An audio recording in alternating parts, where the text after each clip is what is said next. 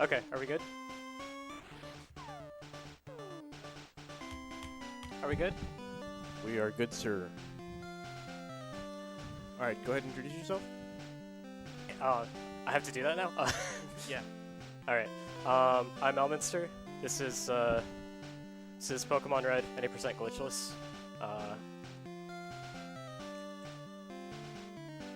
Yeah, are we, should I count down now? Yep, count down. Alright, 5, 4, 3, 2, 1, go.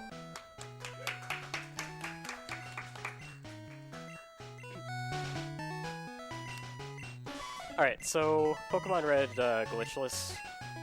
I'm gonna start by naming me and my rival both one character names, just for less text. Less text is faster.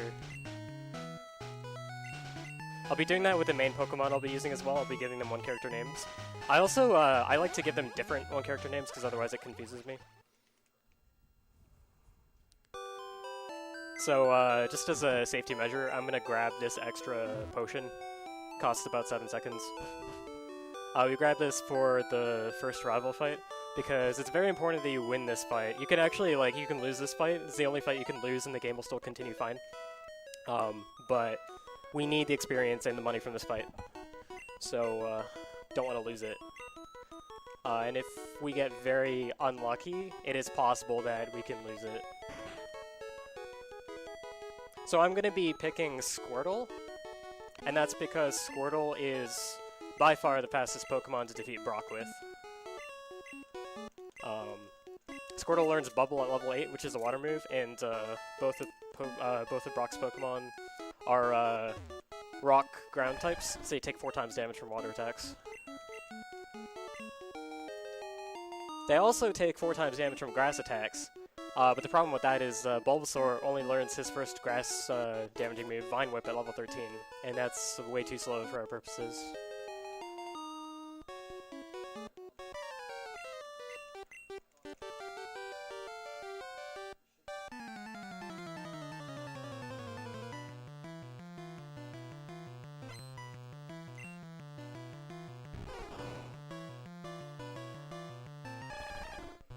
So I'm going to start off by tail whipping Bulbasaur to decrease its defense.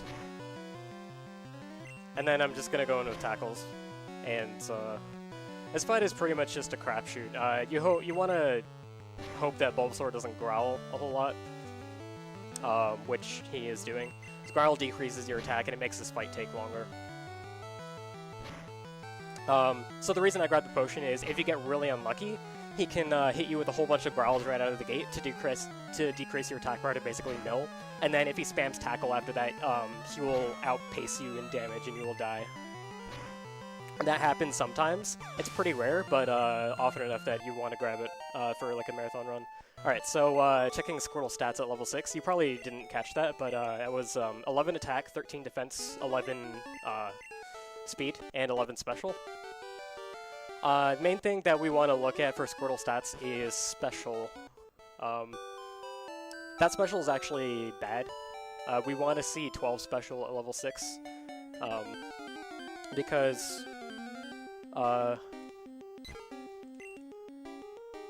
if you have 12 special at level 6, then you will have at least 14 or 15 special at level 8 when you fight Brock. That will allow you to two-shot both of Brock's Pokemon with the bubble. 11 at level 6 is likely to be 13 at level 8, and 13 at level 8 is going to be a 3-shot, which will make the Brock fight a lot more dangerous. So we got to do this this little stuff at the beginning of the game. We got to go up to Viridian, grab Oak's parcel, and then go back down through Route 1 and bring it back to Oak. This is annoying because not only does it drag out the start of the game where probably the most resets happen, but you get a lot of chances for encounters in Route 1. And we do want at least one encounter. I got a level 4 Pidgey that I ran away from. That's too high of a level for me to really fight quickly, so I choose to run away from it, but a level 2 is fine. I want to kill at least one Pokemon on this route, because with that and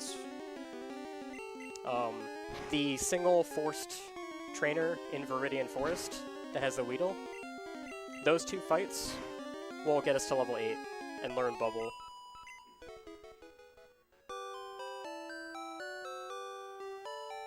So ideally you want one Route 1 encounter that you can kill quickly and no other encounters.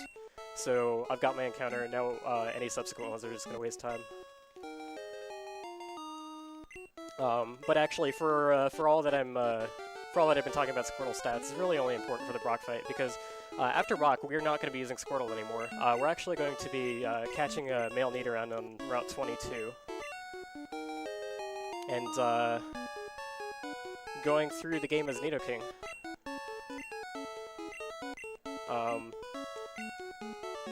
Nidoking, being a Moonstone evolution, has access to a huge move pool.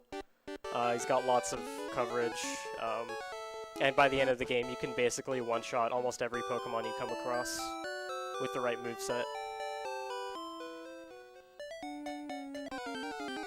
So this encounter's gonna waste time. But there's nothing you can do about it. And so what was actually discovered recently that that makes this run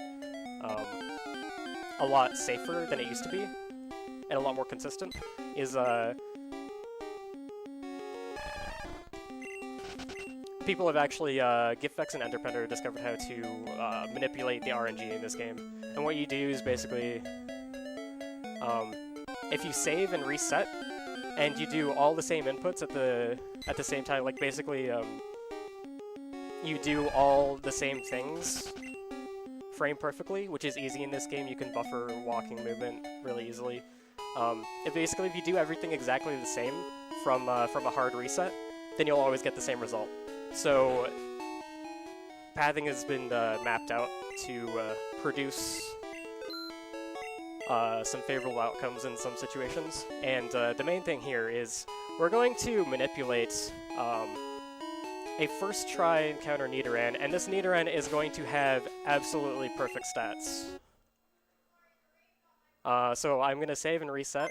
I'm going to buffer the title screen inputs so that this always takes the same amount of time to clear each time. And then I'm going to try and walk a very specific path. And if I get this right,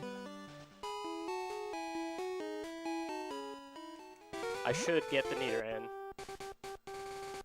Alright.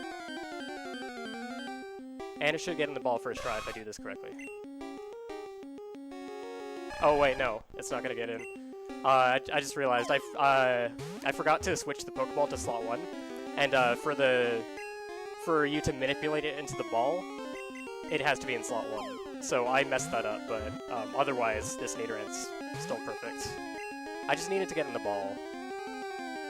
I'm starting to run low on balls, so I'm actually gonna tackle it twice.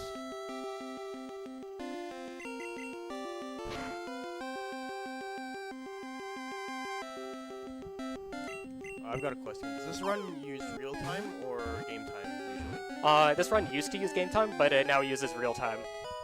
And the switch to real time is actually what allows this to be possible. I just failed to nickname Nidoran. Wow, that's gonna cost me like 45 seconds. Alright, so you're gonna be seeing an 8-letter Pokemon name. You want to name it one character, it adds up over time, but it's only going to be about a minute difference in the end.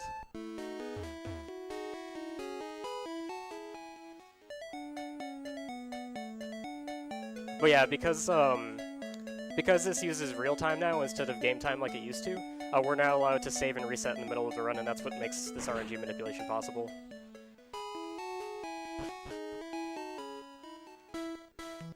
Alright, so now I'm going to go through Viridian Forest. And in red and blue,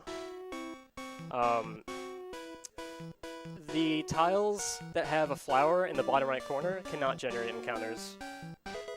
So I walk a specific path in Viridian Forest to try and hit as many of these tiles as possible to minimize the chances I get an encounter. And I was unlucky. You generally expect 0 or 1 encounters. If I get another encounter, then that's really unlucky.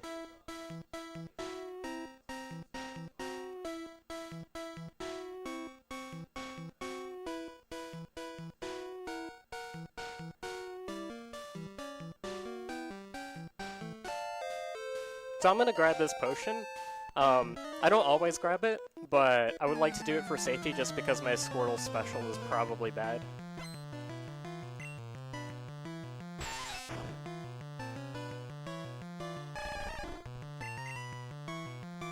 This Weedle takes a lot of hits, so we're gonna tail whip it twice. Now the really annoying thing about this fight is this Weedle knows Poison Sting. And Poison Sting has, I believe, a 20% chance to poison you. And if we get poisoned, wow, that was a low damage roll. This might take 5 hits instead of 4. Wow, these damage rolls are terrible. This normally takes 4 hits. This is gonna take 5. But yeah, so if we get poisoned, there are additional text boxes every single turn. Wow, 1 HP left, yeah. If you get 1 or 2 low rolls, then you can actually 5 hit that instead of 4 hit. Okay, yeah, so we have 13 special, which is bad, but we'll just have to deal with it. We also have 15 defense, which is also the lowest defense you can get at this point, so this Squirtle is pretty terrible. But fortunately, we won't use it for that much longer.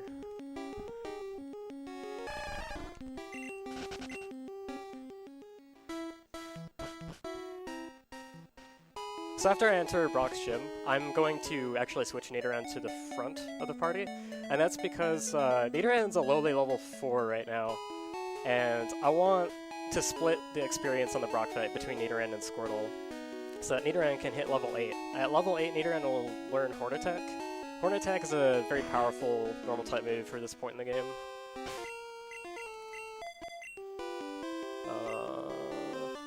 And save just for good measure, because this fight can go wrong, especially with how bad my Squirtle is.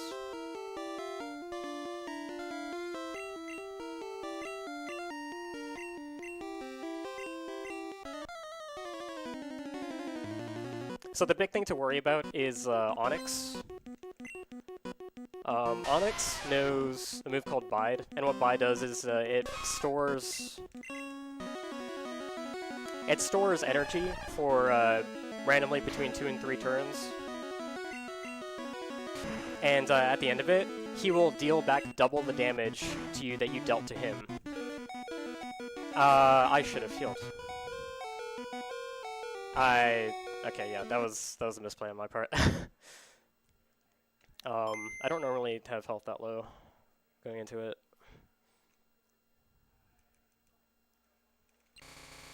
It's actually really rare that I end up having to heal there. Alright, let's try that again.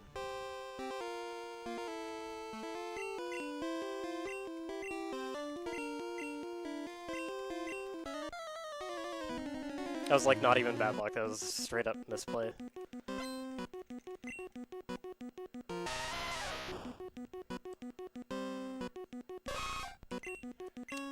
Not what I meant to hit.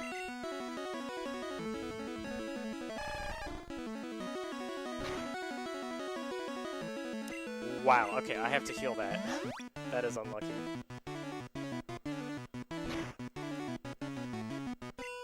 I'm in a really rough position just because my Squirtle's defense and special are both as low as they can be.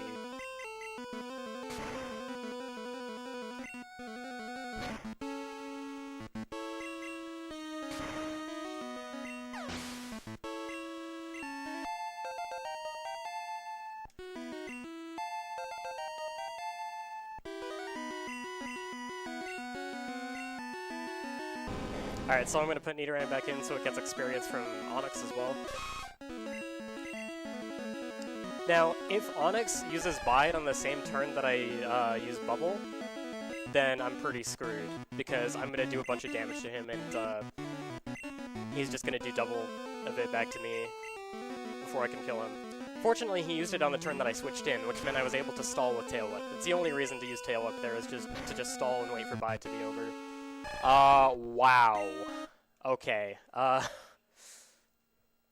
died there because he hit me with the Screech, which lowers my defense by 2 stages.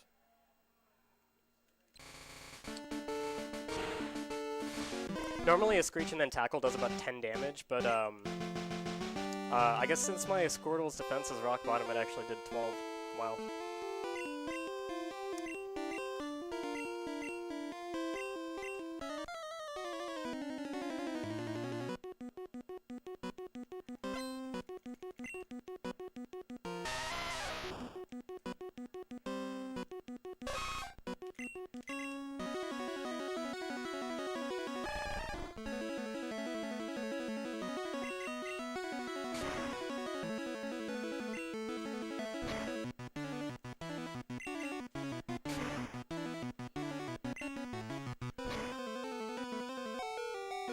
Okay, now I kill him, so I'm safe killing him in that turn. And you saw I skipped those jingles because, those level up jingles, I was at low health, so, the game pretty much overrid them with a low health alarm. Okay, so I need to actually use this turn to heal Squirtle.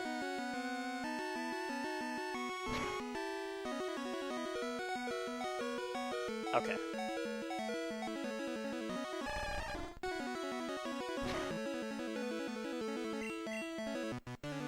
Really? Okay, I'm gonna die now.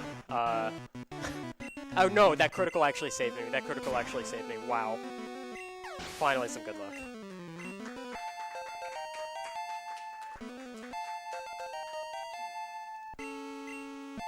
Okay, so that is why we saved before Brock.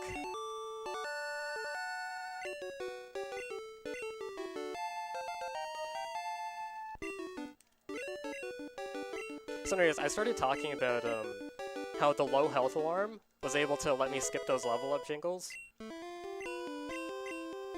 Because it overrid the jingles, I didn't have to wait for the sounds to play before I was able to clear the text. So that's actually faster. So that's known as being in red bar. In a game that isn't just like monochrome, like if I was playing yellow or any future generation game, you'd see the HP bar actually turn red. And that happens when you're around 20% HP or lower. But yeah, so that's called red bar. And specifically in red and blue, or in Generation 1 games, that lets you skip Pokemon cries and jingles. And so being in low health actually makes every fight that you're in go faster.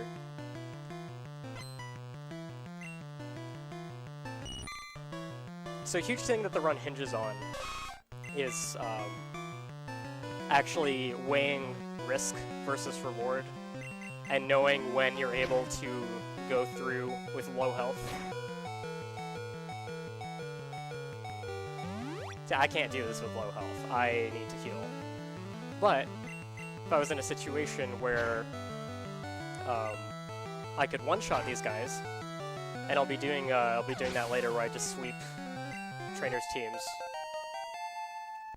In those situations, I'll be able to carry red bar throughout entire fights, and that will save me a lot of time. But right now, I can't do that. That'll come later.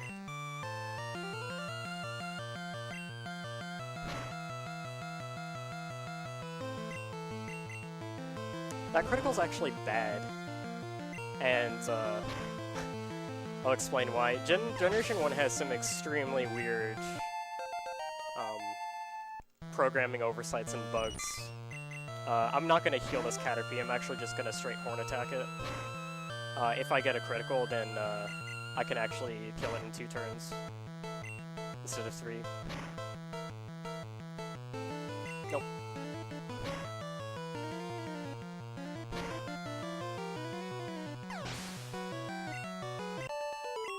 Alright, I have to heal now. Next fight is Short Sky, he's very dangerous. This Rattata does a lot of damage with Quick Attack. It can also Tail Whip you to lower your defense.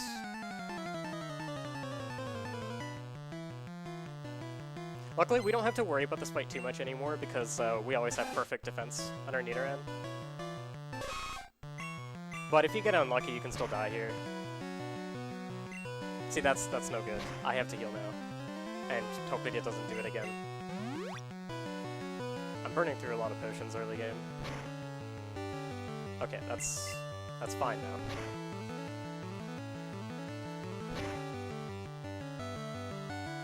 What sucks about this fight is, if you get tail whipped, he can get you stuck in a heal loop, where you just have to heal every turn and there's not much you can do about it until he decides to be nice. Alright, Ekans sucks because he knows Wrap, and in Generation 1, Wrap renders you immobile for between 2 and 5 turns. So you can't do anything on those turns. You can't fight back. So that can pretty much just stall you. So I knew I wasn't gonna die there from a hit of Wrap. It does about 3 to 5 damage depending on your defense. I would have done 3 to me there. So I know I can go into this fight with Red Bar. I don't have to heal yet.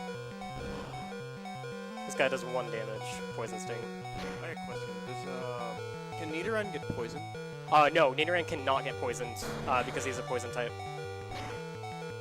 So this is actually very fortunate that I'm able to keep Red Bar through this fight. This is going to save time on each Pokemon that appears.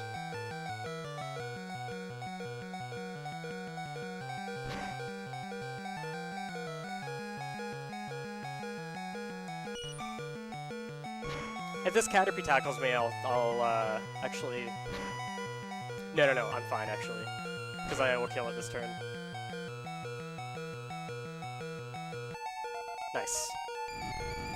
It makes level up Jingles faster as well. I mentioned that already, but this is like super lucky right now that I'm able to keep low health throughout all these fights.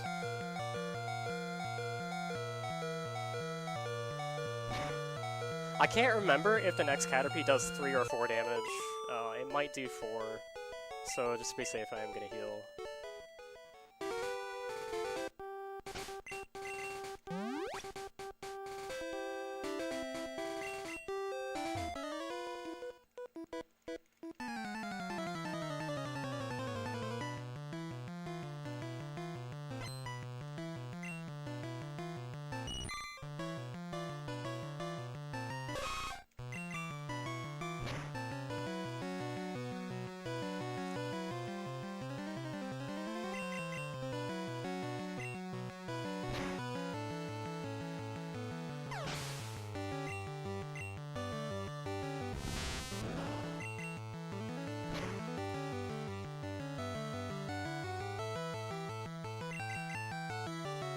So this route's pretty annoying to go through with all these bug Pokemon that you have to fight, especially the Metapods and Kakunas that do harden every turn.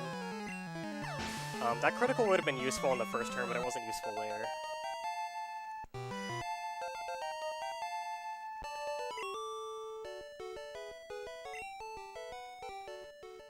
But that route is great for building up experience. I'm gonna go into Mount Moon soon, and I'm gonna actually fight 2 optional trainers in there to get Nidoran to level 16, where I'll evolve to Nidorino. But here, I am trying to catch a flyer, and that is not a flyer. Alright, so 9 steps in the grass. 3, 4, 5, 6, 7, 8, 9. 9 steps in the grass from a level 5 Jigglypuff should set me up to get a flyer now.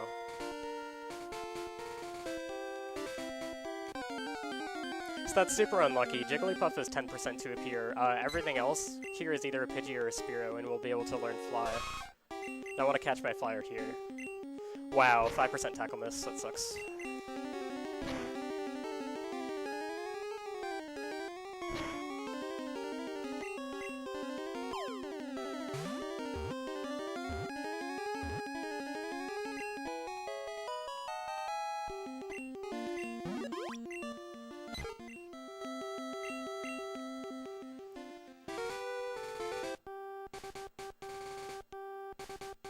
Pidgey is nice because not only is its name a few characters shorter, but it's also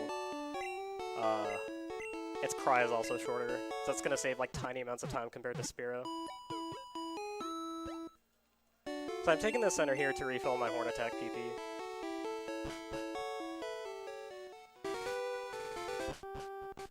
Now Mount Moon, wow, that's unlucky.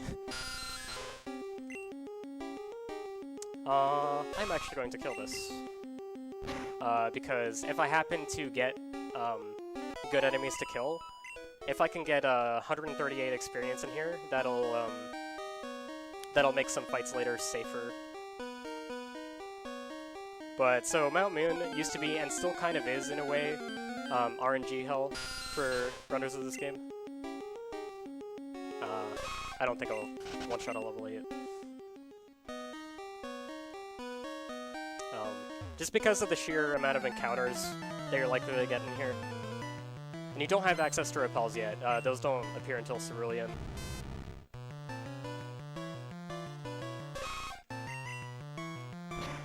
But now that we have RNG manipulation, that can actually mitigate it. So I'm going to be doing another manipulation after I fight these two trainers.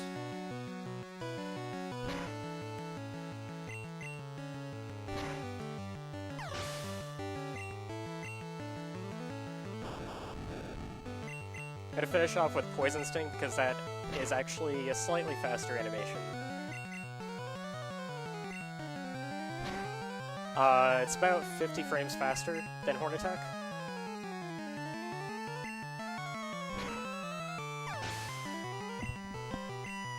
Yeah. I have a $13.45 donation. Thank you, the Dopefish one. Good luck with the pair. Come on, run, Elm. Thank you for your donation. Thank you, Dopey.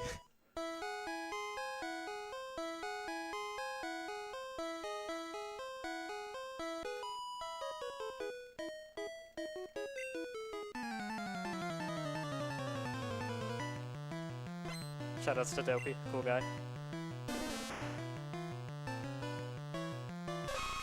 Actually better than me at Mario 3.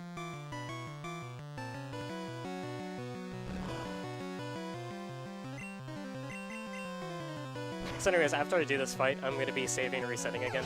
And what I'm going to try and do is manipulate no encounters from here until the next Rocket Grunt that I have to fight. And right in front of that Rocket Grunt, as part of the manipulation, I'll encounter a Paris.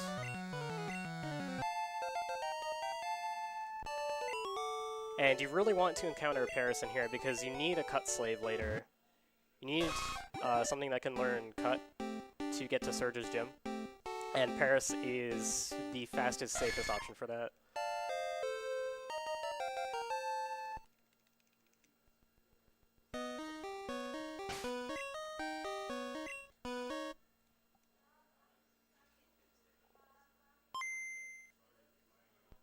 Alright, so save and reset. I'm going to do another manipulation. I'm going to be walking, again, a very specific path.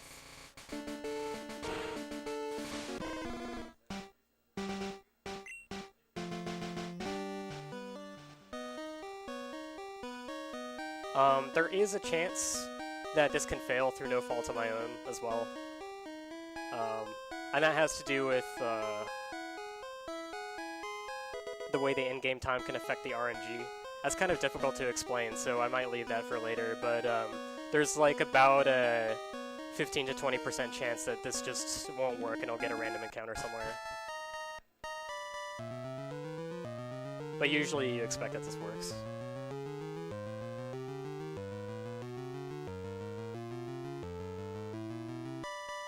Alright, so a tile down and left from the Rocket Grunt is where, if I do this properly, I will encounter a Paris.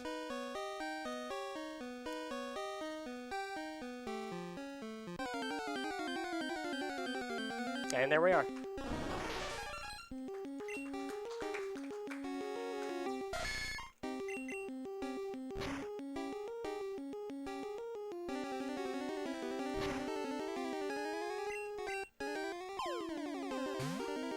Please get in the ball. I only have 2 left. Wow. Paris does not like to get in the ball sometimes. It's really annoying. I only have 1 ball left, so this is going to be pretty bad if it doesn't get in. Okay.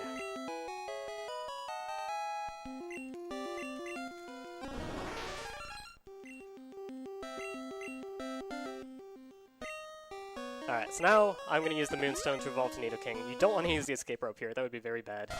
I've done that a couple times. But we grabbed an escape rope and a rare candy to use later.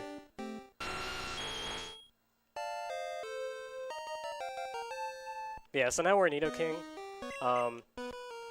3rd tier evolution this early in the game. Stats are pretty amazing right now.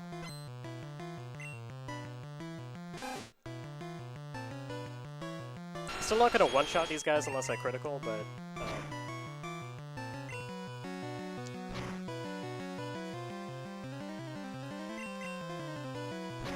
oh yeah, so I was talking about how I finish off these guys with Poison Sting because it's a faster animation. I have animations off because obviously that they waste a ton of time throughout the run. But there is actually still a difference between like basic animations, like whether a Pokemon flashes when you hit it or whether the screen shakes, and that's just dependent on what the function of the move is. So if it's just a straight up damage dealing move, usually that's going to be a move where the Pokemon flashes when you hit it. And that's about 50 frames or so longer than the screen shake moves, which the screen shake moves usually have a chance to inflict a status or raise a stat or lower a stat, or sorry, lower a stat. You're not going to raise your opponent's stats, obviously. Please don't disable Horn Attack. Okay, good. Spike can get a little messy if you get Horn Attack disabled. That's pretty unlucky. But thankfully that didn't happen.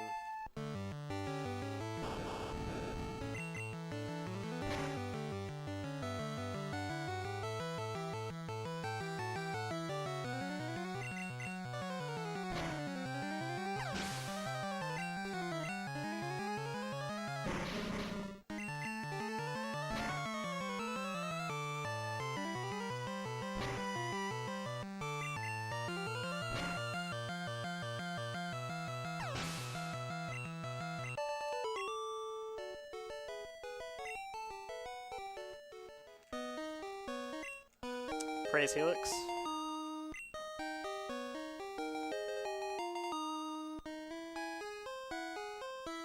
We just grabbed the Helix Fossil because if we grab the Dome Fossil, the NPC has to take an extra step. And NPCs walk really slowly in this game. So anything you do to minimize the amount of steps an NPC takes in a cutscene will save time, even if you have to walk out of your way. That's also why I've been talking to trainers directly instead of walking their line of sight, because they're slow at walking, and if you talk to them, you usually also get to skip the exclamation mark that appears above their head, which wastes about a second.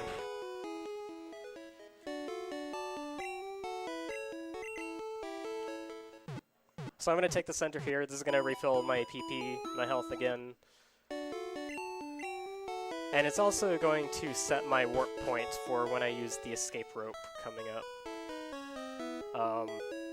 In Red and Blue, there are a lot of buildings that you can dig from or use escape rope in that kind of don't make sense for you to dig from.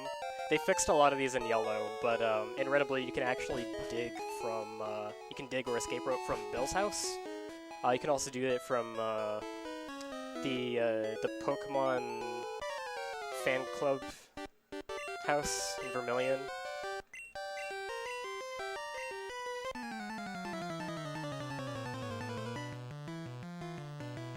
So this is the second rival fight. He's got a lot more Pokemon now. He's got a Pidgeotto, he's got an Abra. Got a Rattata and Bulbasaur. Sand Attack is what I do not want to see in this fight. I'm very glad that missed. Okay, that's not good. I'm gonna sacrifice my flyer here to get rid of the accuracy loss from Sand Attack.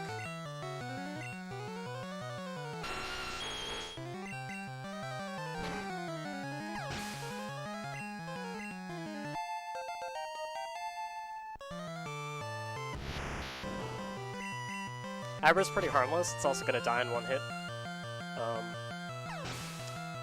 Rattata won't die in one hit unless they're critical. But the main worry if you get Sand Attacked is, well, one, wasting a whole bunch of Horn Attack PP, and two, Bulbasaur becomes a greater threat, because if you miss a lot in Bulbasaur, he can growl you, and you end up with basically no attack power left. And so if you get Sand Attacked and then growl, this fight can just drag on and on. But since that didn't happen, I just get a two-shot on him. Clean this fight up pretty well. It's sometimes a risk you gotta weigh depending on how your run's going, whether you want to stay in and risk missing on Sand Attack and possibly risk losing your run or losing a whole bunch of time. Switching out to another Pokemon and sacrificing it obviously costs time, so you don't want to do that unless you really have to. So we're going up Nugget Bridge, and we're going to Bill first, instead of going straight to Misty's gym, because now that we've evolved to Nidoking, we're part Ground type, and Ground type gets absolutely wrecked by Misty's Water type. So going up here is going to allow us to gain a whole bunch of levels. That Caterpie doesn't die in one hit, so that critical is nice. This Weedle might not die in one hit now, though. Wow, okay. I'll take it. I'd rather have them on other Pokemon, because those aren't really threats. Like, these two lasses on the bridge, they each have a Pidgey and a Nidoran female. And the Pidgeys have Sand Attack. And if you get Sand Attack, it's not worth switching out on these little fights. So you just kind of hope it doesn't happen. I hope to critical this Pidgey. Okay, Sand Attack missed. I think status moves, if used by the AI, have an additional 25% chance to miss. But they'll have full accuracy if you use them. Nice sound glitch. It just happens sometimes if you activate a jingle on like a specific frame of a song that's playing. It's random. Sometimes you get really funny ones during a run.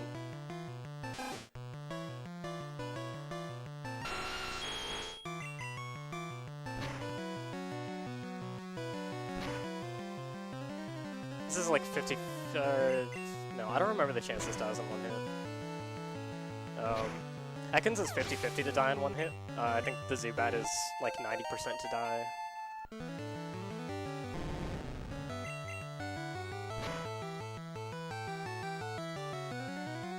Wow. Oh, that's bad. That's gonna waste a bunch of time. That's really unfortunate. Okay, 3-turn wrap? Alright, 3-turn wrap. Not as bad as it could have been.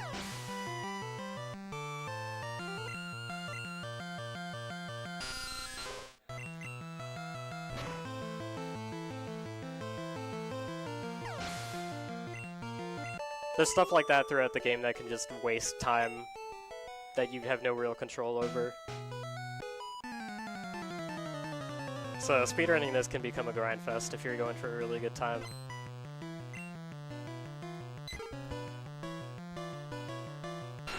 There's a lot of situations you do have control over and you can play in a smart way, but then there's just stuff like Ekans using Wrap for 5 turns when it didn't die when it was supposed to.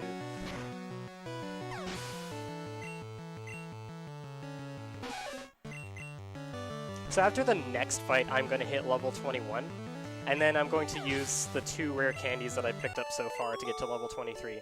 Level 23 is important because Nidoking learns an amazing move called Thrash. And what Thrash does is it has 90 power compared to Horn Attack 65, so it'll be doing more damage. But it also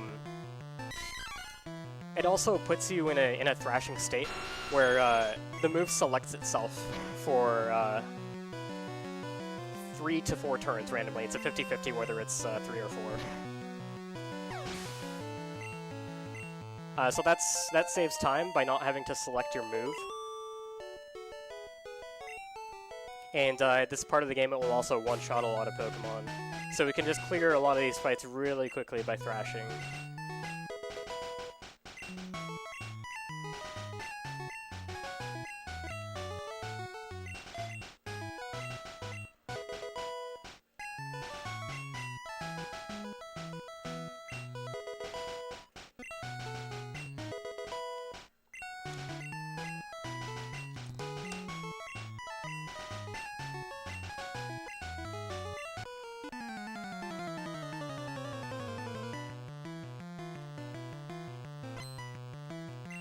So you'll see how Thrash can just completely decimate this fight here. The fight right after this, though, is one of the only ones, pretty much the only one in this section that will actually give you any trouble. So coming up on Route 25, you have to fight at least one of 2 hikers. There's one on the top path and one on the bottom. I'm going to fight the one on the top.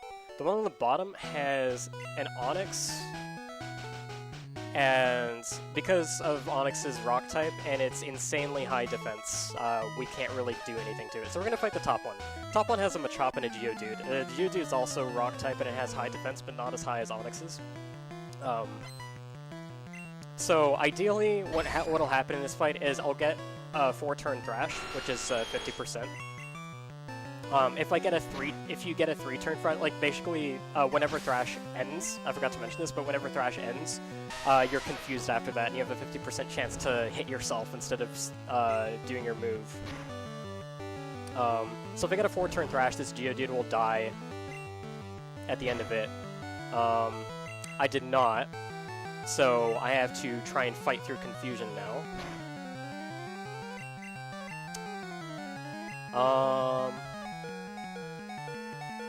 And that's no good.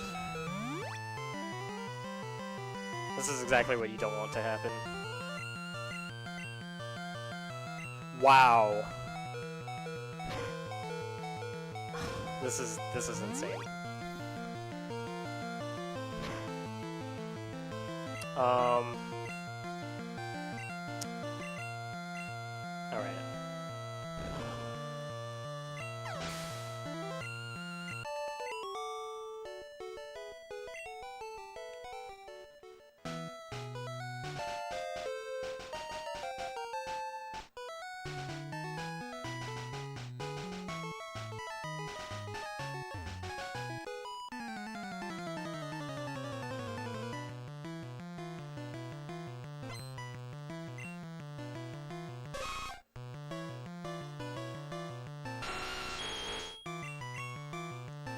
Basically, when you get confused, a lot of things just become coin flips. It's already a coin flip whether you're getting 3-turn Thrash or 4-turn Thrash. That fight could also go worse than that if Geodude spams Defense Curl, because then your attacks will do less and less damage each time.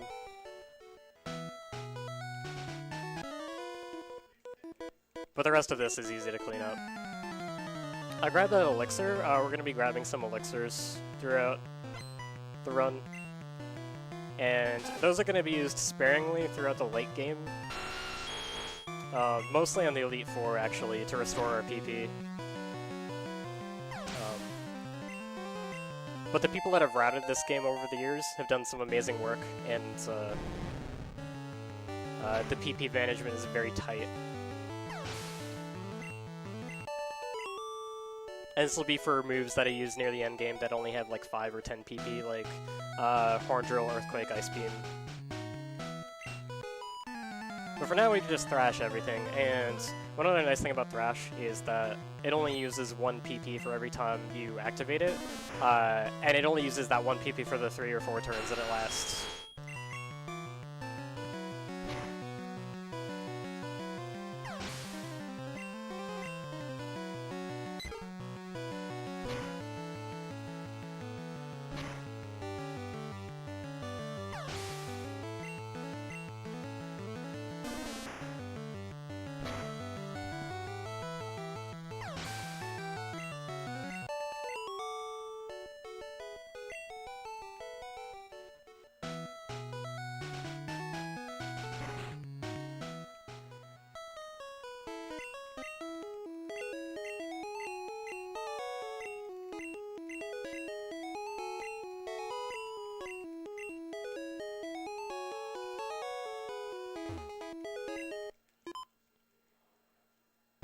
So now that we're level 24, we're ready to go to Misty's gym.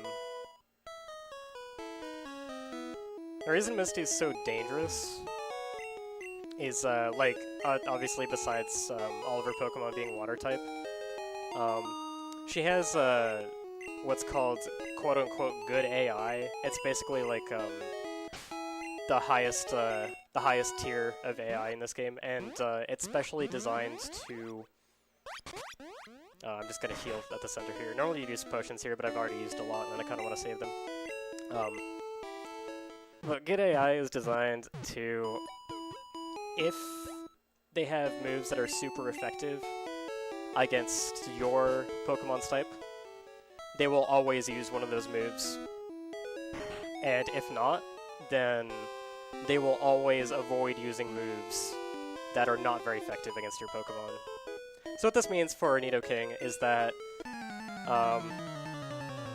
Staryu's gonna die in one hit. I'm just gonna Thrash it, it's gonna die. But Starmie will always use either Water Gun or Bubble Beam. It will never use Tackle. Misty can also use the Next Defend. Also, this doesn't die in one hit, and this can get annoying if Goldeen Supersonics you. And that is exactly what I didn't want to see. Oh my... I'm getting extremely unlucky with confusion today.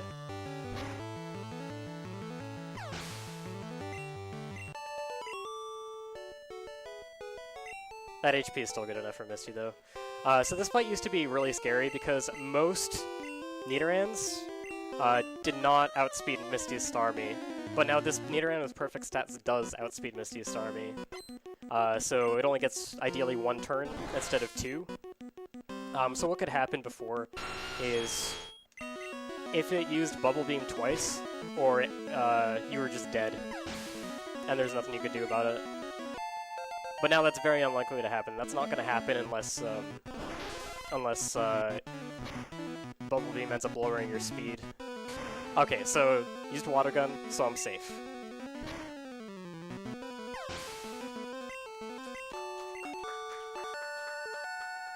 Bubble Beam does about like 43 damage, so it hitting twice will just basically kill you. It also does like around 70 or so with a critical.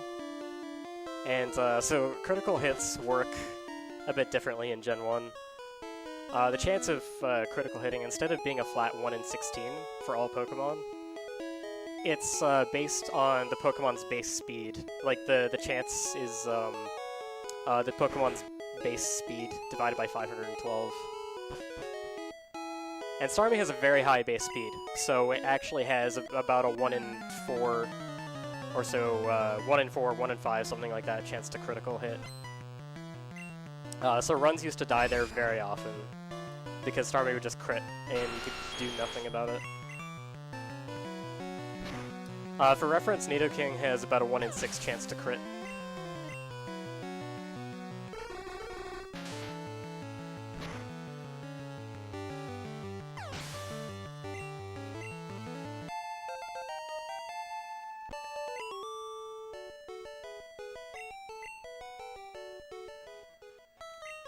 This rocket gives us the Dig TM, which unfortunately, for whatever dumb reason, despite it being a ground-type Pokemon, Nidoking cannot learn Dig in Gen 1. He can in Gen 3, but not in Gen 1, so there's this really good 100 base power move that we don't get to use. We're going to use it purely for transportation. I'm actually going to skip this full restore jingle. I was able to do that because I grabbed it as the music was changing from the music of the previous area to the music of the underground tunnel. And when a new track is loading, the game can't play jingles. And since it can't play it, you don't have to wait for the sound to finish. So you can just clear the text box right away.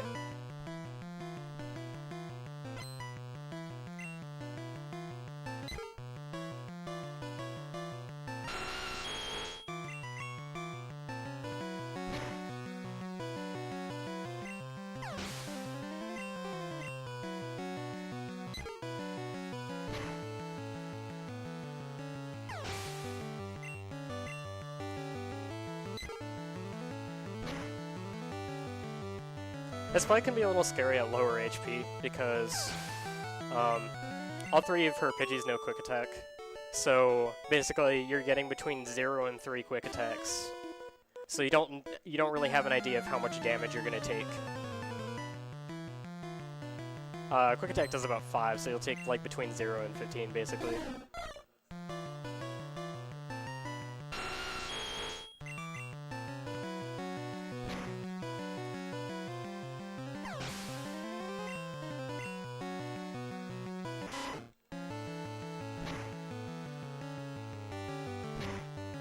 So coming up, I'm going to be going onto the SSN and getting the cut HM so I can go to Surge's gym. But before I can get the cut HM, I had to fight my rival again. And that fight can get pretty complicated.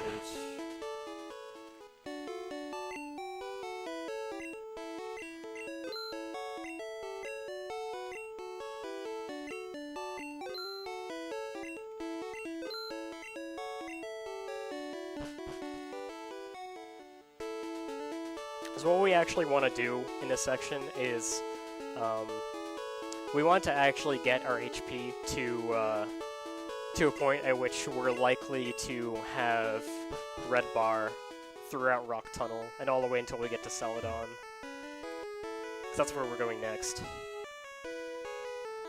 Because pretty much everything at that point you'll be able to one-shot, and it saves. It can save around a minute if you can keep red bar through the entire thing. But we have to get to that HP first, and getting to that HP without wasting a bunch of time doing so is pretty tricky. It can also be very risky depending on how you do it. So some options you have here are Rival's second Pokemon is Eradicate. You can either thrash it to kill it and try and get a 4th-turn thrash for the rest of the fight, or you can just hit it with Horn Attack and try and get it to damage you a little bit before thrashing the next Pokemon. That is really good. That Horn Attack does not one-shot without a critical. And that is really good because we avoid a chance of getting Sand attacked.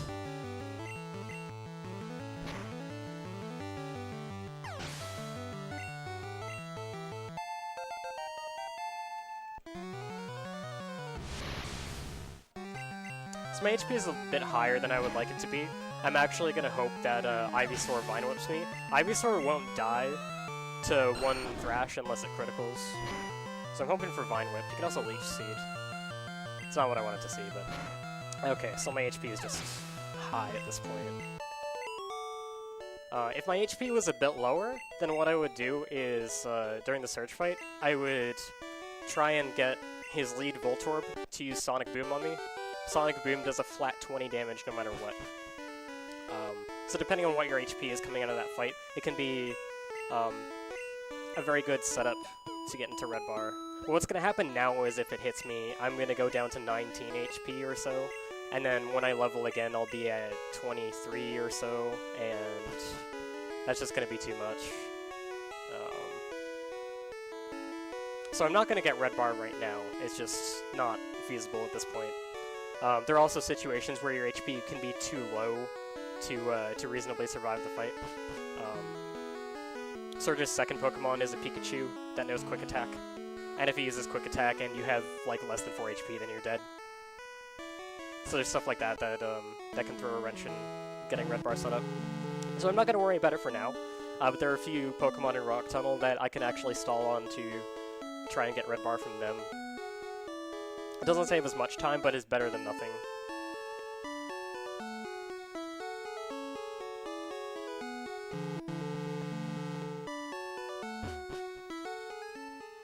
So I need to do a menu when I'm, in Gen 1 you have to, like, actually open the menu and select your Pokemon to cut. You can't just, like, talk to the bush. So I'm going to do this menu, and what I'm going to do in this menu is I'm going to teach cut, but that's near the bottom of my inventory. So what I'm actually going to do on my way to the bottom is I'm going to swap the repel up on my way down to cut. And then now I use the cut TM, or the cut HM, I'm still down here. Now I use the dig TM, teach dig.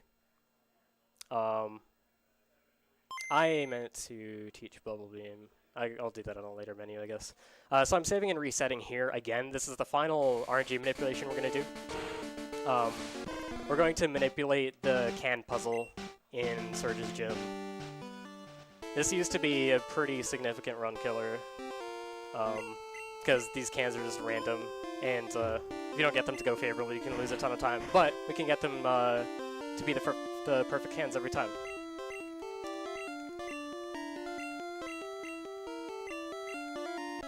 I'm sure a lot of people used to rage over that puzzle when they were younger.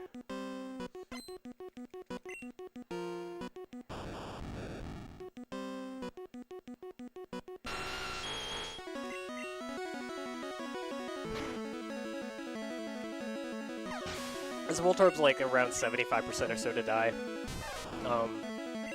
It can sometimes not die and still be in a bad spot. Actually, you know, I didn't have to thrash it. Could have just horn attacked it. Well, that's okay. If I don't get a 4-turn or a critical here, then I'll have to try and either switch out. Okay, I got the 4-turn. We're good.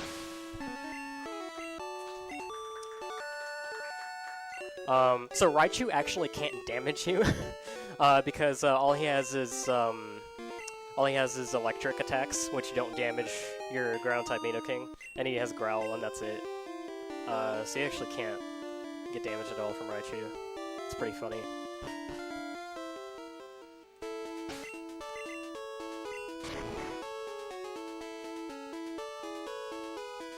So now we're gonna go to the Pokemon fan club chairman and listen to him be very creepy and disturbing about his Rapidash. And for that, we're gonna get the bike voucher.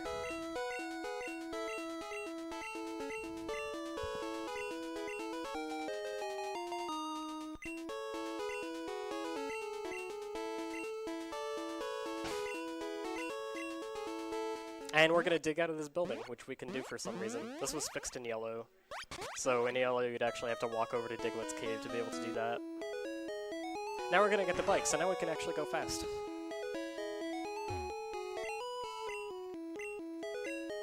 And I'm gonna be using the bike a lot, and you have to access it from the menu. So we're gonna be doing another menu here, and I'm gonna swap it near the top again. I forgot to teach Bubble Beam to Nidoking, so I'm gonna do that as well.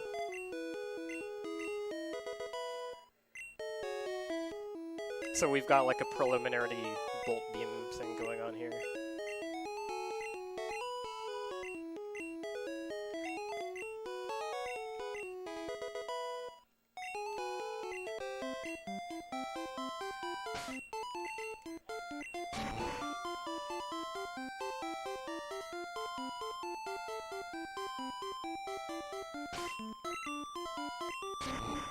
Okay, this fight is very annoying sometimes.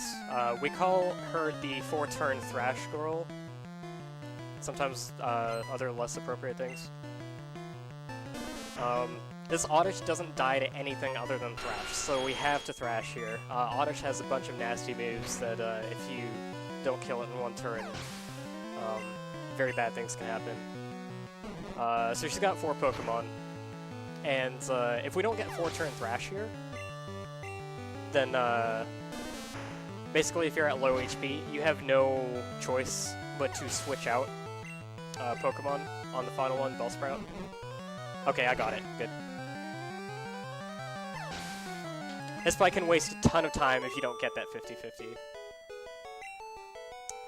So normally, like when you switch out a Pokemon to like sacrifice so you can switch Nidoking back in to not be confused anymore. Normally, you want the Pokemon you're switching in to die so that you get the full experience. But Bellsprout is just too weak to kill anything. All it's going to use is Wrap, and that's going to do like 2 damage. Which, by the way, when you switch Nidoking back in, you can Wrap Nidoking too, and that can waste between 2 and 5 turns. So yeah, Wrap is terrible.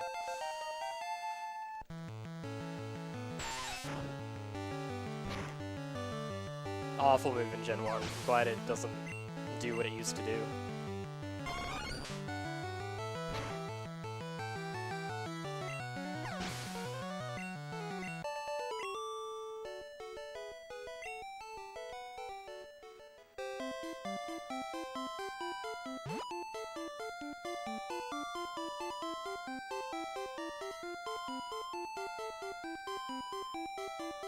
My HP is actually really high.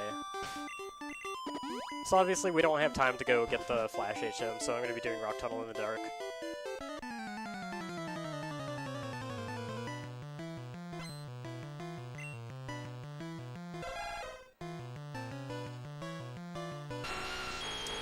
This trainer has a Cubone and a Slowpoke. I'm going to stall a little bit on its Slowpoke. He has good AI, so he's always going to use Confusion on me since that's a Psychic-type move. So if I avoid killing it, then I can get some damage here. 17 damage. Okay, I can take another Confusion. All right. Okay, so now we're in Red Bar, and hopefully this doesn't bite me in the butt because there is one very dangerous trainer here. So this fight over here is just a level 25 Slowpoke. This fight used to be really dangerous before we had RNG manipulation, because if your Nidoran had bad special starting out, there's a decent chance that this isn't going to die to a single Thunderbolt, and then it will kill you with Confusion if you're at low health like I am. But since we have perfect special, there's no chance of it surviving. So now I'm actually going to save before this fight, because this is the big scary fight.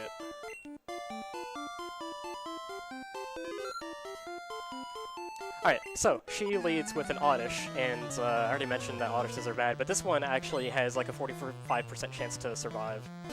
So nearly 50-50. And if it survives, it'll use one of a few moves. It can use Absorb, which is good. It does 5 damage. Okay, it died. Good. What it also could have done is use Stun Spore or Sleep Powder. Stun Spore is awful because we get paralyzed, and once we get paralyzed, we're slower than pretty much everything here. So if I got paralyzed, I'd have no choice but to use my full restore. And not only do I want the full restore for later in the game, but I would also heal out of red bar, which would waste a ton of time here. But the truly awful move there is Sleep Powder. Problem with Sleep Powder is that when you get put to sleep, selecting any fight command is going to like attempt to wake you up. And if you get put to sleep while you're thrashing, Thrash is always selecting fight for you. So if you get put to sleep, you're basically screwed. You can't heal. And because you're already under a status, Oddish won't use any more status moves, and it will just spam Absorb until you die. So basically, if Oddish lives and uses Sleep Powder, then your run is over. Alright, I think I'm about to make it out of here without hitting any optionals, so that's really good.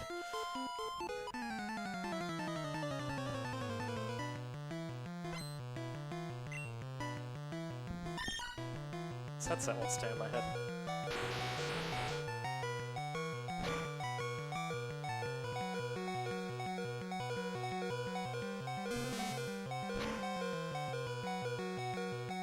Shoutouts to Pidge, by the way. She's actually in this game. In Rock Tunnel, we skip her, but she has a Pidgey and a Jigglypuff, and she pays out 420 when you defeat her.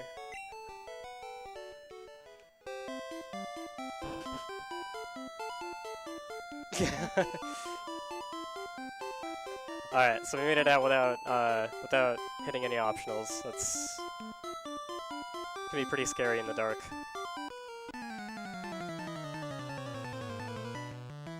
This fight's normally no big deal. Vulpix has Quick Attack, which can do 4 damage, so if you're at like 4 HP or less, then that's a risk here. Growlithe has a pretty good chance of dying to a Thrash, but Bubble Beam guarantees the kill there, so I'm going to use that.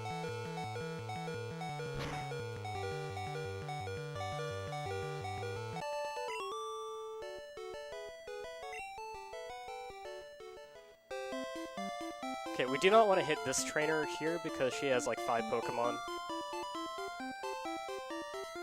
Alright. Alright, now I'm gonna try and grab this elixir.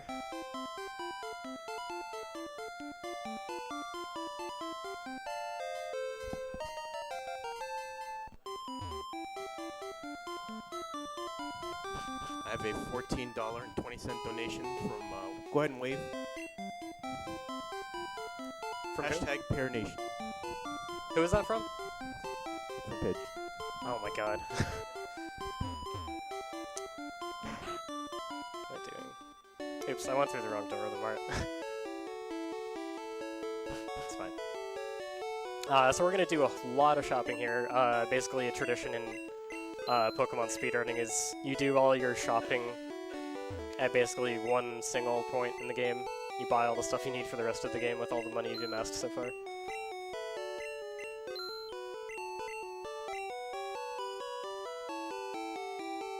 So those repels will last me to the end of the game. I'm gonna buy a Pokédoll here for totally not a glitch that I'm gonna be doing later to skip the self-scope. Pokédoll is just an item that lets you run away from any wild encounter.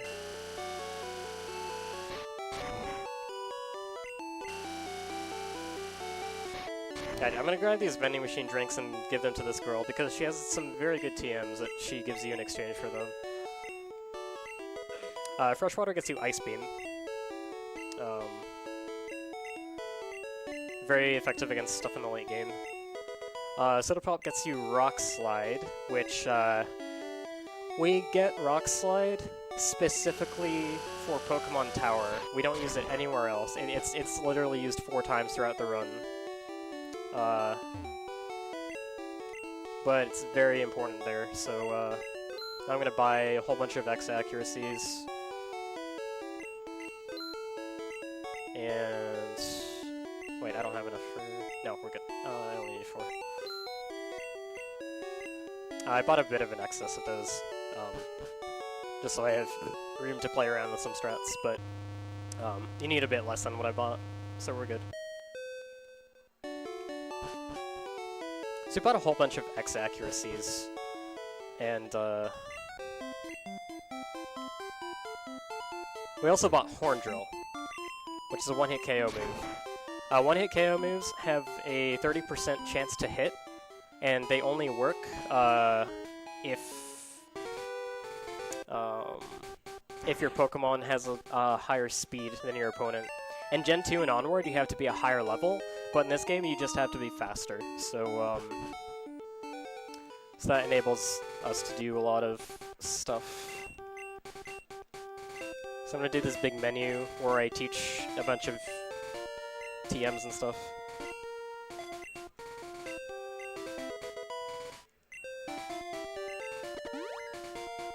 Swap stuff up. We're going to be using X accuracies a lot, so I swapped those to the front. Teach Fly, teach Rock Slide, so I'm going to be using that very shortly.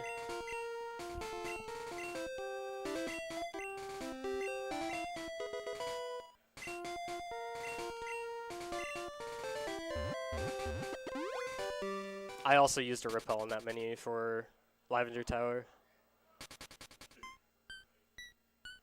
Alright, so the way X accuracies work in this game, the reason I bought so many of them is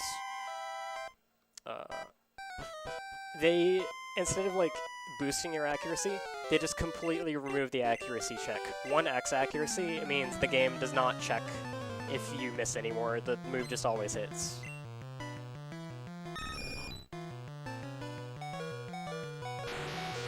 And that actually includes one-hit KO moves.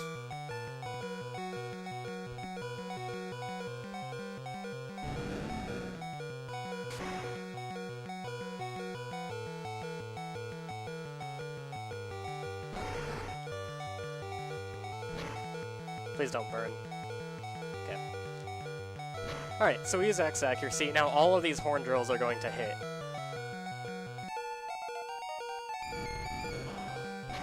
And I get to keep Red Bar through the entire thing. Because I'm one-shotting all these guys.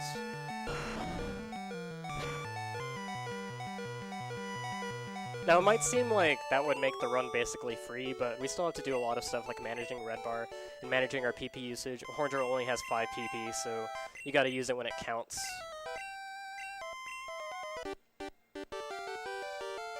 And you also have to use a turn to use the X accuracy in the first place. So you gotta make sure that you're in situations where you're not gonna die using the X accuracy. There's some risks later in the game where if you're trying to keep Red Bar through a certain area, there's some Pokemon you can die to using an X accuracy. But anyways, so these 4 Ghastlies I'm about to fight are the only reason that we got Rock Slide. If we were able to teach Dig to Nidoking, we wouldn't have to do this.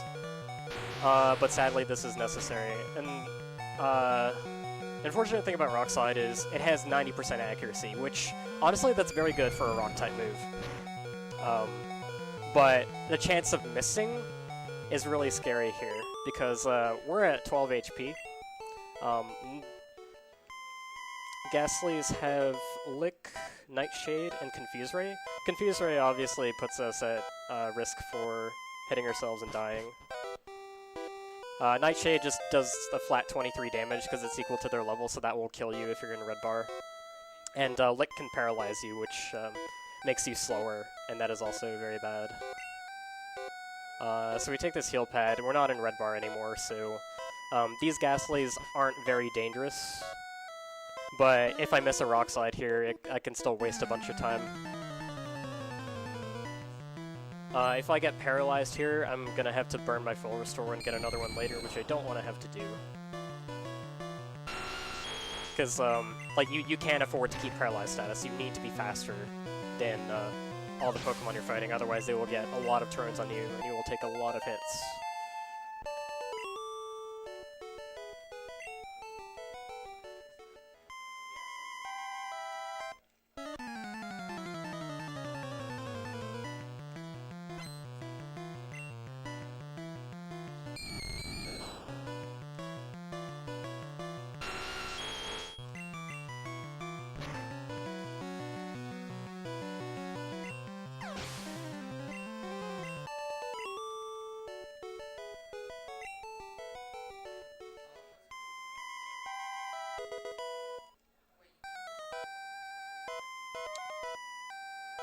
Alright, so here's the Marowak Ghost. Normally need the Silph Scope to identify this, but since we got a Pokédoll, we can escape the fight.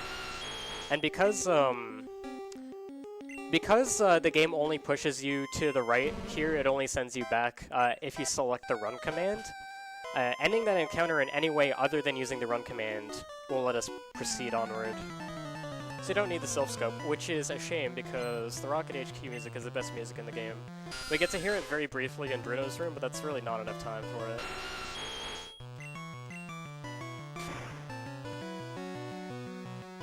The conveyors in Rocket HQ are terrible though, so I am glad that we get to skip those. These next few fights are pretty straightforward. I am actually going to use an X accuracy on the next fight, which is Coughing and Drowsy, just because it's faster than doing anything else. I think one of these Pokemon won't die to a single Thrash. So I'm walking in front of these trainers instead of talking to them like I normally do to save time, because for one, that first guy, he walks off the screen, and if I talk to him from below, then the staircase is visible on screen, so he spends a couple extra tiles going onto the staircase. Okay, Coughing is the one that doesn't die to Thrash. I was talking about the fact that we don't use Thrash in this fight, and I just used it, so my bad. But I guess we get an X accuracy to use later. Alright, maybe focus on talking about things that I am going to do and not things that I'm not going to do. But yeah, so normally we actually burn an X accuracy in that fight and horn drill those.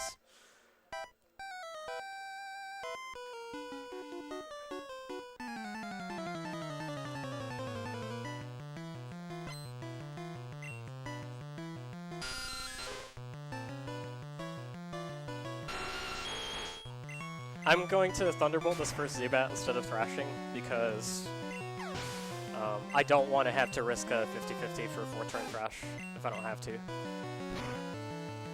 There's a very small chance that the Raticate will live, but it's pretty negligible. You have to get very unlucky for this Raticate to survive.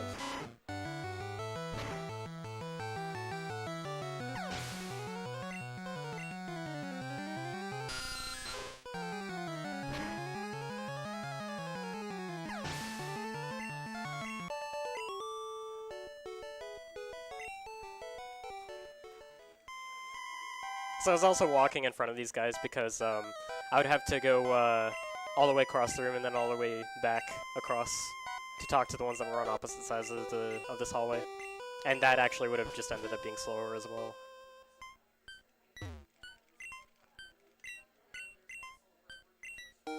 So now that I've done that, I have the Poke Flute. I can wake up the Snorlax that is blocking the path to Fuchsia City.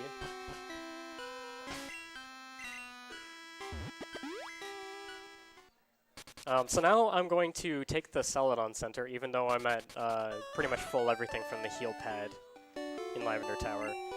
This is the last Pokemon Center I'll be taking for the run. I take it now because at this point, it's not going to heal me out of Red Bar, I'm already full. And I need to set my dig point for the rest of the game, because this is basically going to be my hub for the rest of the game. Every time I dig, it will come back here.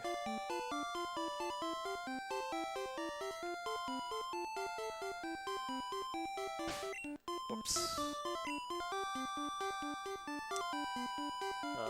Speed. So since I'm scrolling all the way down to Pokeflute, I can switch another X item up to the top on that menu.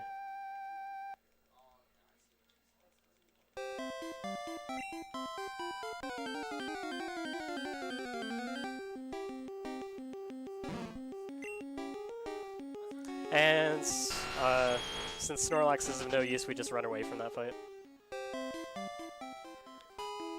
I haven't seen a lot of casuals when they watch streams of this, they pretty much start crying.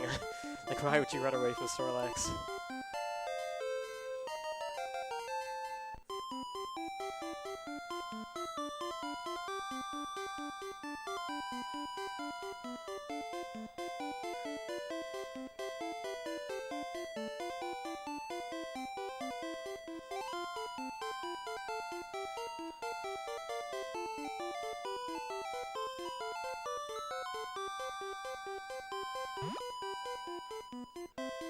So in future, we're gonna go through the Safari Zone just to get the Surf HM. I'm gonna do a menu here to Super Repel, and then swap the X Special, and then teach Ice Beam.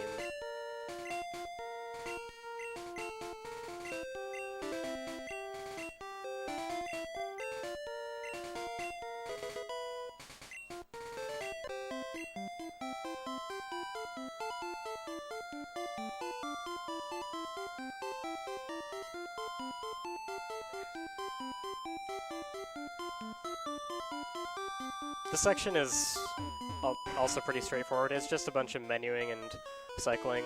The menuing, like, really isn't straightforward, honestly, but, like, there's a lot of, really cool menuing techniques that let you do the menus faster. Like, I was able to select the bike so fast because,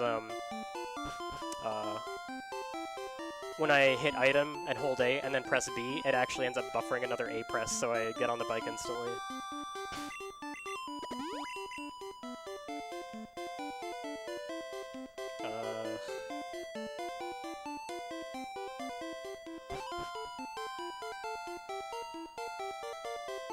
But yeah, so like the menus, as far as like appearance, they're pretty straightforward, but they're actually very difficult to execute properly. It's one of the main execution things in this game.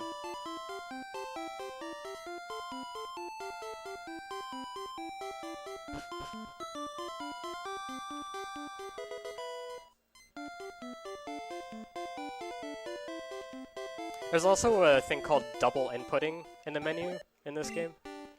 It's really weird. It wasn't understood for a long time, but I think a couple years ago, just figured out how it works. But double inputting is basically like, if you hold down from the start of the menu, and then you press A while you're still holding down, the A press will actually cause another down input to happen. Something like that. But so actually, like when you open an item menu and you're on slot 1, if you hold down and you press A while you're still holding down, you'll actually go straight to slot 3 instead of slot 2. So that lets me, since I have X accuracies in slot 3, I can use them very, very quickly. You can access slot 2 in the menu really quickly as well.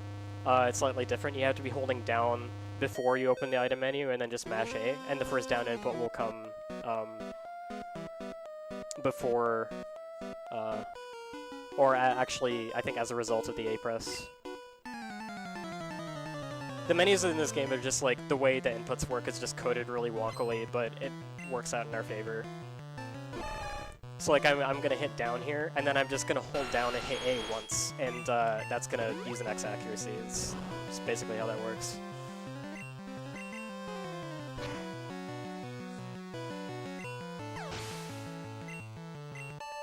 This guy is optional, but there's a treasure trove back here. There's a Carbos, which we don't need anymore because we have a perfect speed Nidoran. We used to grab that sometimes. But we have a rare candy and the Earthquake TM back here.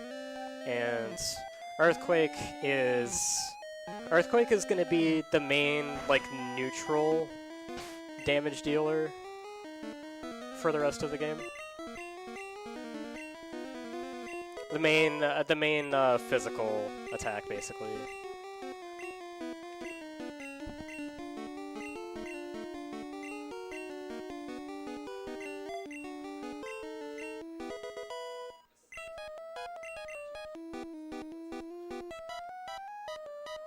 So, like, not only is Earthquake ground type, it's gonna do double damage to poison, but we fight a lot of psychic Pokemon as well, and we pretty much use Earthquake on all of those, just because psychic Pokemon tend to have weak defense stats. So it's just the best option for that. They also tend to have very high specials, so moves like Ice Beam, Thunderbolt, which are going to round out the rest of our moveset, besides Horn Drill, are not going to do very much damage to them. So I gotta fight this guy to pick up the card key. Earthquake is the only thing that one-shots that Arbok. So it's very convenient that we just picked it up.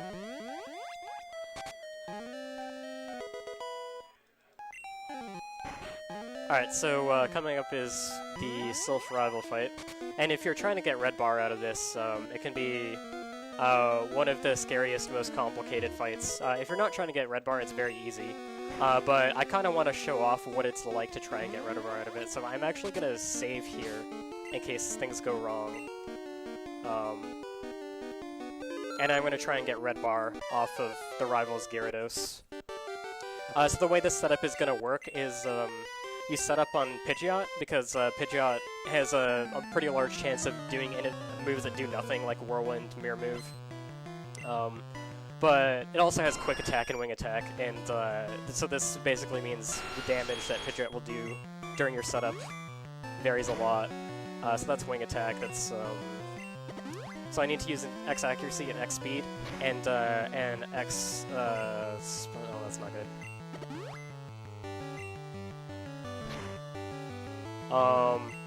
I can't do this anymore, my HP is too low, so, wow. So what I would have done if I didn't take so much damage is I would have stalled on this Gyarados and let it hit me with Hydro Pump.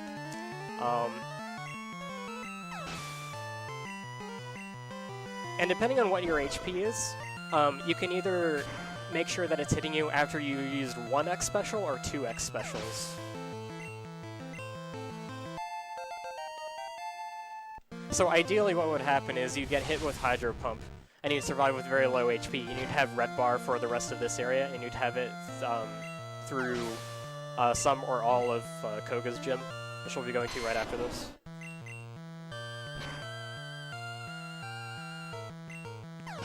But sadly, I wasn't able to set that up. The results in this fight just vary very wildly.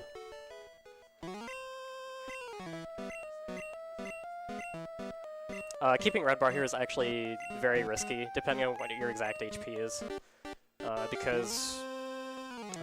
so I'm going to fight a Rocket Grunt here. All of its Pokemon die in one shot, so this one is no threat. But then I fight Giovanni. I need to use an X Accuracy because I need to Horn Drill Kangaskhan and Nidoqueen. Those don't die in one hit to anything. Giovanni leads with the Nidorino, and his Nidorino knows Horn Attack and Fury Attack. So if he uses... Horn Attack does, I think, 14 to 16 damage. Fury Attack, I don't remember how much it does, but Fury Attack is a multi-hit move. It can hit between 2 and 5 times in one turn. So the damage on that varies wildly, and it also wastes a bunch of time because the animation's really slow. But basically, like, if you're at low enough health, dying to Nidorino is a risk that you end up taking if you take red bar here.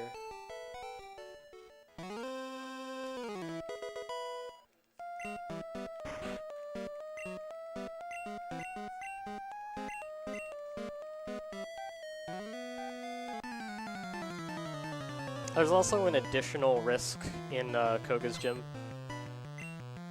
if you carry a red bar there. So yeah, I'm just gonna use an X accuracy here. And yeah, he's horn attacking me. And he crit with it, wow, okay.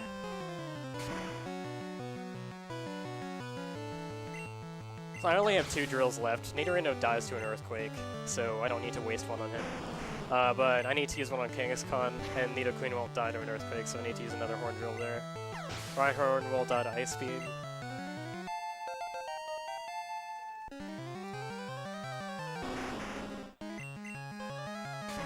So something like a horn attack critical, even if I was at a decent HP in red bar, that would have still killed me, so... There's a lot of risk that comes with that particular red bar. It's one of the riskiest ones in the game. You basically, throughout the section, you have a 40% chance to die, and that's for possibly saving up to 40 seconds. It's very difficult to play the self-rival fight correctly if you're going for that. Which is why I wanted to show it off, because otherwise that fight is just a breeze.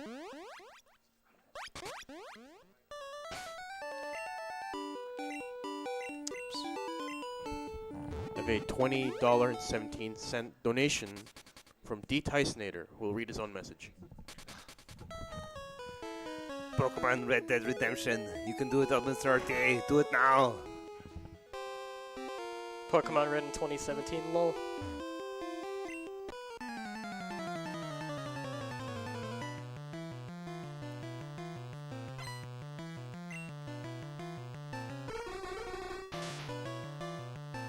So this fight's simple, you just Earthquake everything and it dies. But I'm gonna run out of Earthquakes after this, so I'm gonna use an Elixir. I'm also gonna use a Candy I'll get to level 39 in this fight, and I'll then use the Elixir and a Candy to get to level 40. The next fight has a Drowsy and a Hypno. The Hypno doesn't die to 1 Earthquake. And it has Confusion, which will do about 50 damage to me. So actually, since I'm not in red bar, I'm just going to heal out of that range. I'm going to use a super potion. Actually, no, I'm going to use 2 regular potions. I don't want my health to be too high.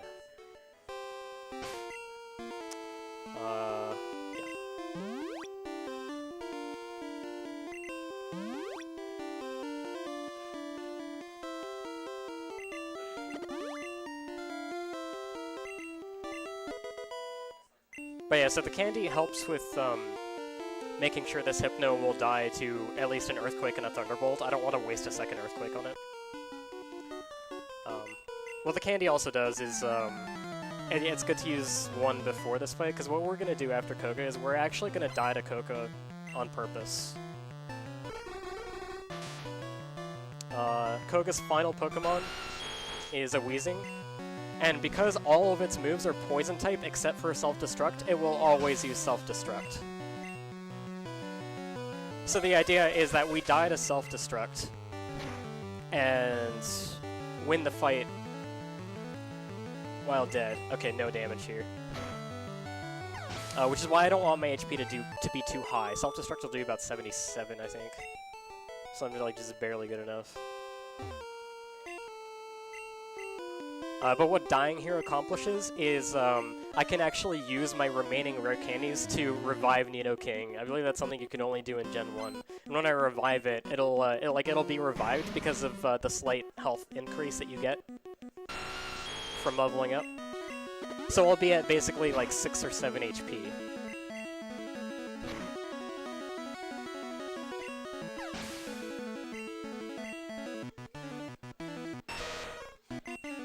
So that's very important. It's an excellent red bar setup, and it will last me, hopefully, until the Elite Four. Now Koga can also use 2x attacks, up to 2x attacks on his Pokemon as well.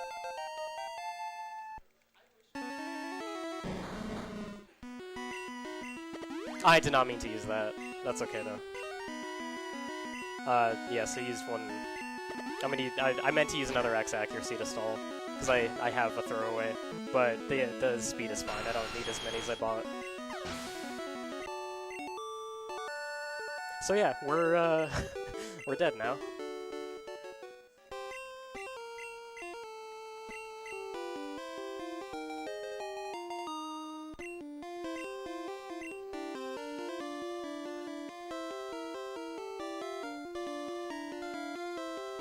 Now I'm gonna go to Cinnabar. On the way to Cinnabar, I'm going to use the remaining rare candies to revive myself. And it's better to have fewer rare candies rather than more, because now my HP will be lower. Throughout the rest of the game, all my level ups will increase my HP, and eventually I will level. I may level out of having red bar if it gets too high. So having lower HP will avoid that for longer.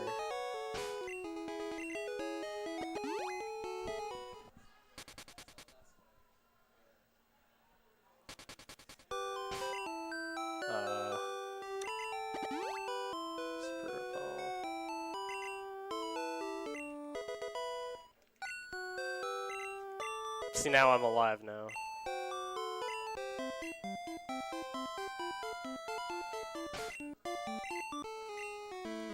You don't want to accidentally use the rare candies on your flyer. That can, I've done that before, it's not fun.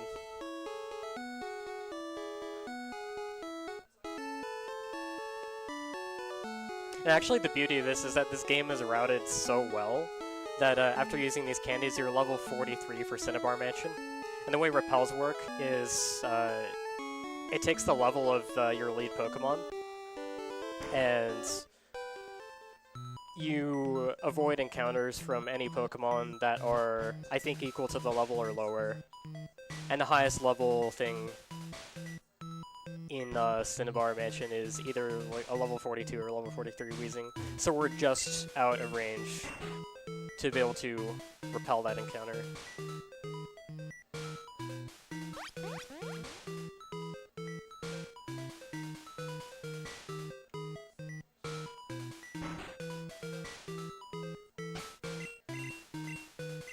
Oops.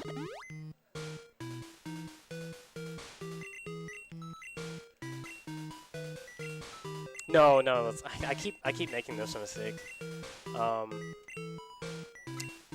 Don't want to teach it to Nidoking. You want to teach it to your HM slave, Squirtle.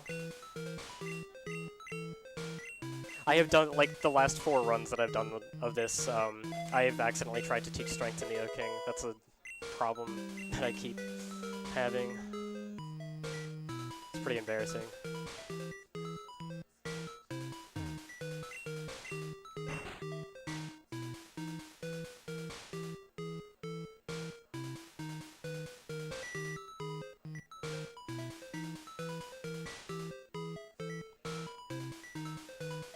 So I have 1 inventory slot left.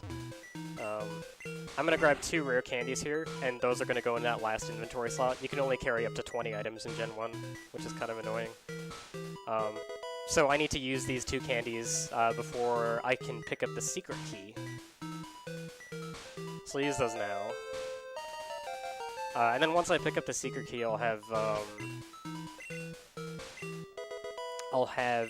exactly 20 items. The nice thing about that is, now I'm gonna go fight all the rest of the gym leaders, basically boss rush all of them. And, if your inventory is full when you defeated a gym leader, they can't give you their TM. Which means you don't have to sit through them listening, you don't have to listen to them explain how their TM works. That saves a bunch of time in text. So this is actually routed so that, at a certain point your inventory is full and you get to skip all of this dialogue from not being able to get the TMs.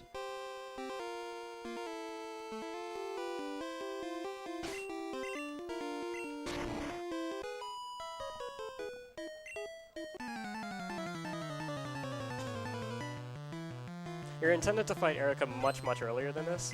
But now that we're such a high level, we can just do this fight in Red Bar when we can one-shot everything with Ice Beam.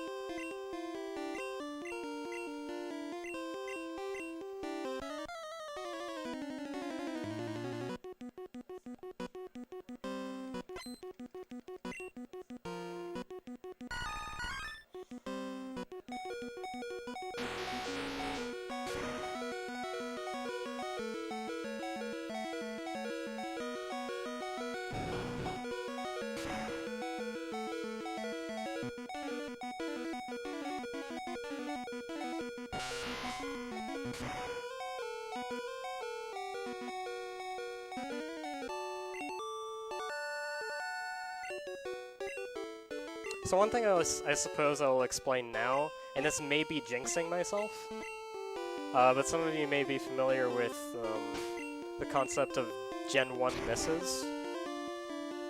And I haven't gotten one in this run yet.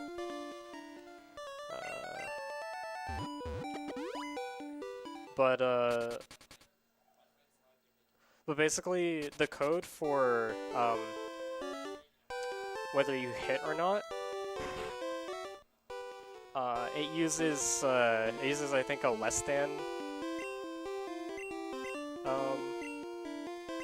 It uses a less than check instead of a less than or equal to. So that means that if you have a move with an accuracy of 255, which is supposed to be 100%,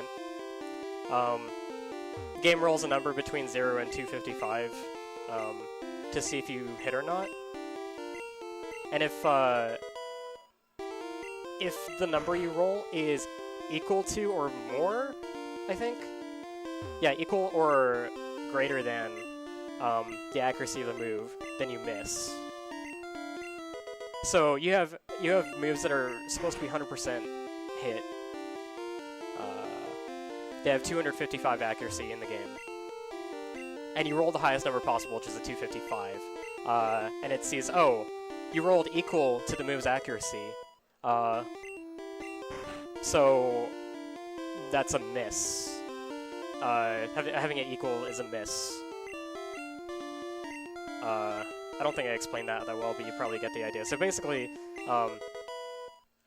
every move in this game has an additional 1 in 256 chance to miss, even moves that are supposed to be 100% accurate. That's known as a Generation 1 miss, and it can be very, very unlucky if you get one at a bad time. Such as here, when I'm at low health and these Pokemon could just wreck me. You can get them sometimes when they don't have any effect. Like you waste a turn and nothing bad happens, but this late in the game, something bad is likely to happen if you get one. It's such a low chance of getting one that your strategy never takes it into account. You always just assume that Gen 1 misses are not going to happen. Because it's not always reasonable to have a backup strat for them, and it's so rare. Like if I Gen 1 miss in this fight, or fighting Sabrina, then I'll likely just die, but there's such a low chance of that happening that it's not worth worrying about.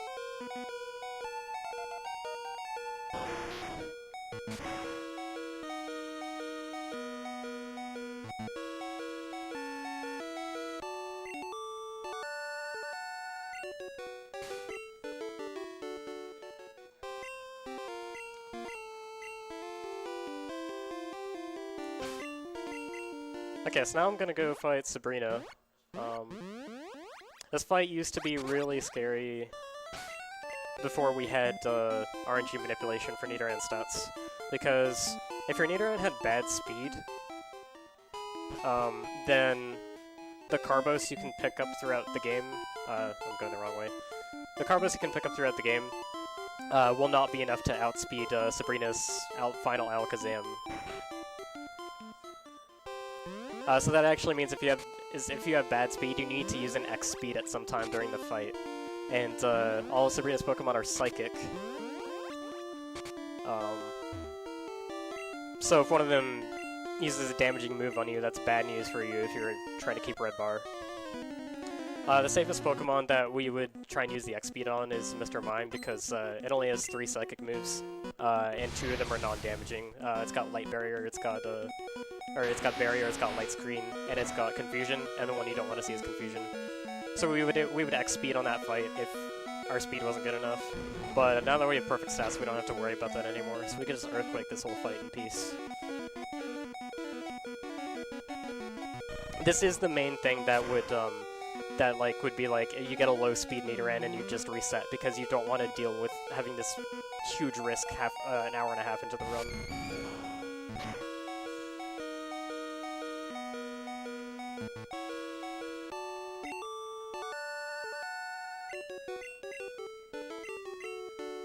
Alright, so I'm gonna dig out of here again to let me be outside so I can fly. I'm actually gonna walk on this warp tile before I do that. Because if I use dig when I'm standing on a warp tile, it uses the warp tile animation instead, which is much faster than the normal dig animation. Also, I don't know why it turns into a bunch of letters. It's a glitchy graphic. I don't know why that happens.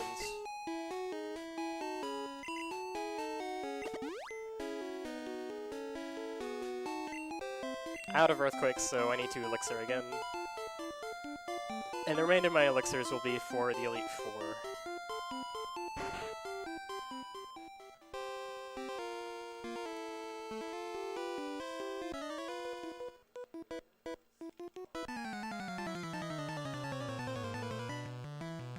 Alright, so this fight is easy peasy. Just Ice Beam the Rhyhorn.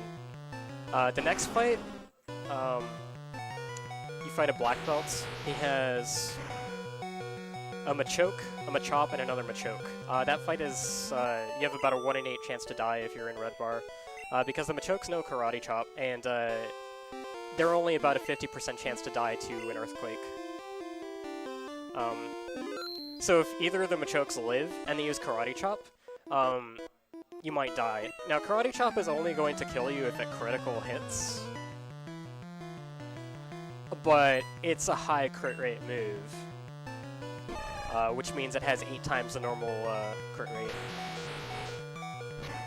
And for Machokes, that turns out to be around 70%. See, this one lived. It used low kick, so I'm fine. But if he used Karate Chop, I likely would have died. So this is like this is one of the scariest things late game.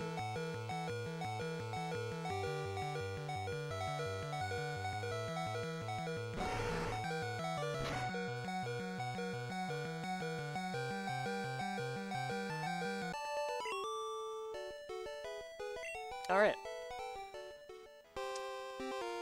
Scary fight over, and now we're gonna leave the gym and come back to reset the Black Belt's position so we can walk past him. This is faster in Gen 1 than using the conveyor tiles because those make you move extremely slowly.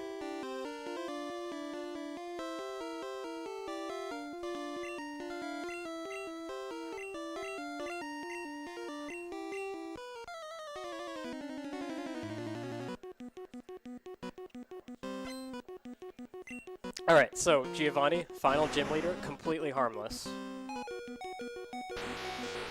We're gonna Ice Beam Rhyhorn, we're gonna Ice Beam Dugtrio, Earthquake both of the Nidos. Rhydon isn't gonna die to an Ice Beam, but it will always use a ground type move because we're poison, because of the good AI. And the ground type move it has is Fissure, and Fissure's a one-hit KO move. And because I'm faster, Fissure has no chance of hitting. So ideally what happens, to save the most time, is I crit this Rhydon and it does die to one Ice Beam. But if it doesn't, it'll just use Fissure and it won't affect me, so I'll be fine. The slowest thing is actually if it gets frozen. You don't want that to happen. That actually wastes more time than anything.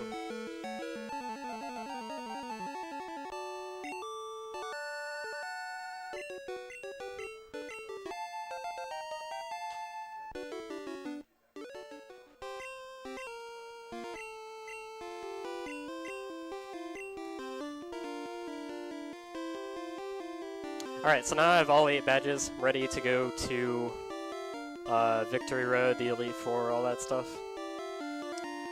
First I have to fight my rival, oh my god. I gotta fight my rival one more time on the way. This fight is also really easy. Because, leads with Pidgeot, now Pidgeot has learned Agility, which is a Psychic-type move, and since the game thinks Psychic, well, the game knows that Psychic moves are super effective against me, it'll always use Agility, and it will do nothing else. It'll just sit here and spam Agility. So I have all day to set up on this Pidgeot.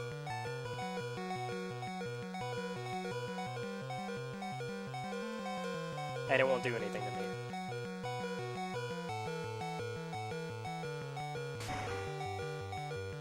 I never actually explained the badge boost mechanic in this game. It's pretty broken. And I'm using it to effect in this fight, and actually it mostly starts coming up here. I'll try and explain that when this fight's over. But suffice it to say that using that X special actually increased my speed to where I'm going to be faster than this Alakazam. And it has the added bonus of making me one-shot Pidgeot, which is not a big deal, but 2 shots obviously slower. And this Venusaur is the only Pokemon in this fight that doesn't die to anything else, so we have to drill it. Which means that we only have 4 drills. You want to drill basically all of Lorelei's Pokemon, but now that we used one, we only have 4 drills. So we're actually going to Earthquake her weakest Pokemon, which is Jinx. But yeah, so badge boosts are a thing in generations 1 to 3. They're only broken in Gen 1. But the intended way they work is certain gym leaders, once you defeat them and get their badge, they'll raise certain stats of your Pokemon in battle. So, for example, Brock's Boulder Badge, it raises your attack by 12.5%.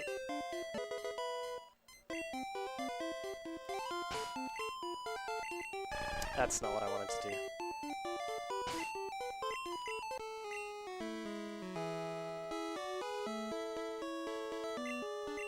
Now the problem with this in Generation 1 is what happens when any of your stats get modified in battle is when the game recalculates your stats, it actually, for every stat other than the one that's being modified at the time, the badge boost is applied an additional time. So it stacks, and that's not intended, but that causes stuff like when you get leered or string shotted at the start of the game, it actually increases your attack as well as lowering your speed.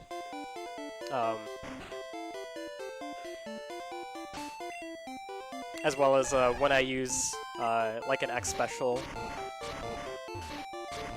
at the end of the game, it's also going to increase all of my other stats a little bit. X accuracies don't actually affect your stats at all. They just skip the accuracy check, so using an X accuracy does not incur a badge boost. But any of the other X items will.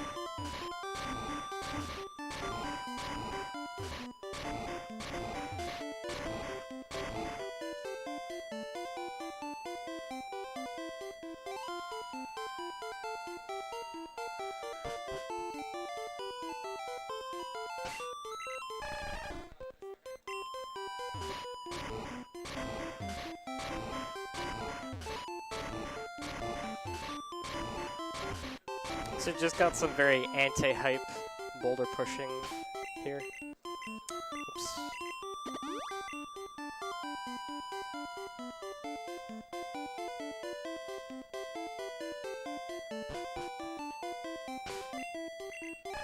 I really don't like that you have to do this at the end of the game. This usually comes when, if you're on pace for a personal best and you're really nervous, it's easy to like flub the menus and movement and stuff in here. And this is just really slow and drags on, and you just wish the run could be over.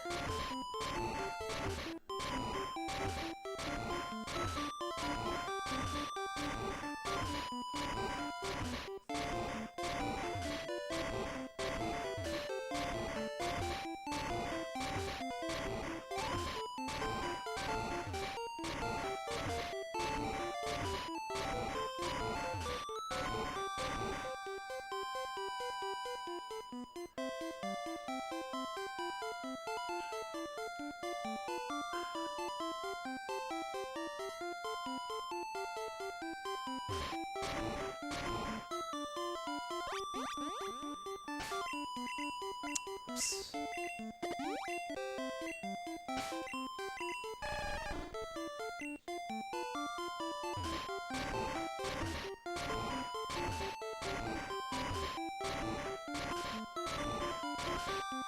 Oh, swag boulder. You have like a 2-frame window to face a different direction at the same time as you push the boulder. Oh. And it actually makes the dust go the wrong way. Oops.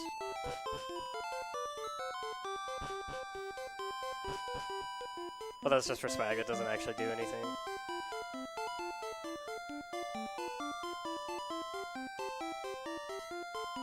Alright, so now I'm at Indigo Plateau. I'm going to deposit most of my Pokemon here.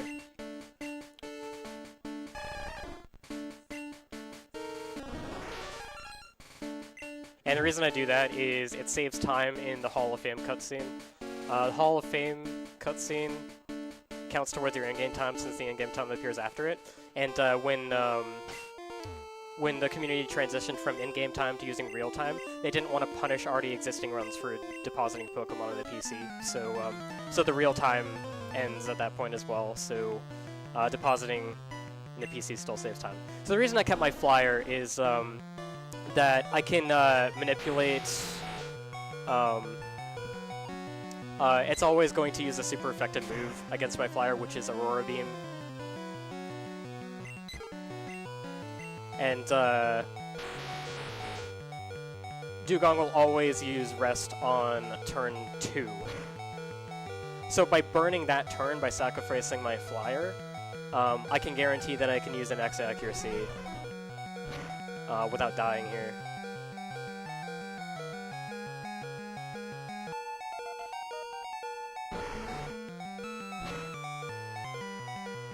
So like Dugong, its super effective moves against Nidoking are whatchamacallit, Aurora Beam and Rest, because Rest is Psychic, Aurora Beam's Ice.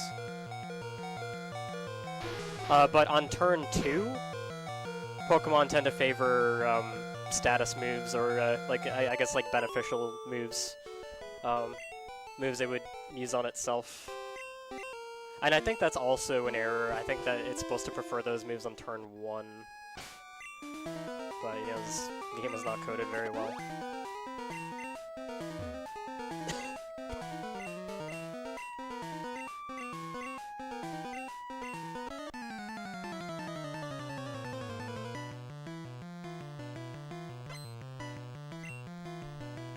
So we've actually kept Red Bar all the way from the Koga fight until here. Wow, actually that's like that critical is like on the high end of the amount of damage that Onyx can do. The only thing that he could have done to kill me at this point was a Slam critical. And Slam misses fairly often.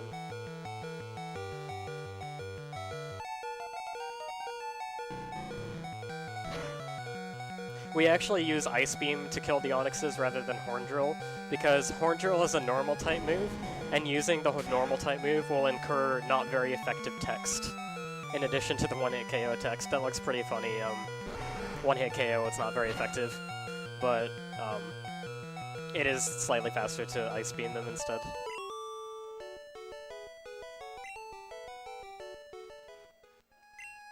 Okay, so 10 HP for Agatha is no good. Despite his some of the most variance out of any fight in the game. So I'm just gonna full restore here. Depending on your HP, you can get away with a super potion, but it was like really low. So I'm gonna full restore. If you don't set up on this fight at all, then both her first and last Gengar are going to be faster than you. And I'm setting up, so I'm going to give her first Gengar a turn anyways. Actually, I think it's just... Never mind, I think it's just the last Gengar that's faster. I don't remember. With this X special... Oh, Dream Eater is very nice. That doesn't do anything, because I'm not asleep. But this X special will let me one-shot her Golbat. Her Golbat's really scary because it knows Haze.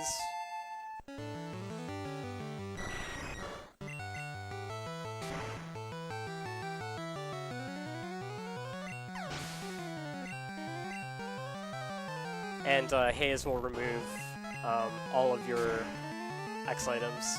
So if we set up in this fight, then your X items aren't in effect anymore, and you end up being slower again. Actually, I think you need an X speed to be faster than the last Gengar. If it gets a turn, I actually hope it Nightshades me, because I don't want to be at quite full HP for Lance. Okay, it's not gonna hurt me. That's fine.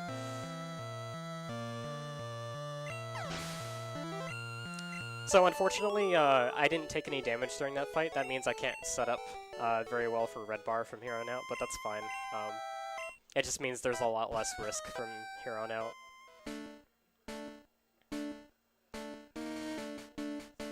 I'm going to use my final PP item. You can use this either before or after the Lance fight, it doesn't matter, but I'm going to use it now because I have a tendency to forget otherwise.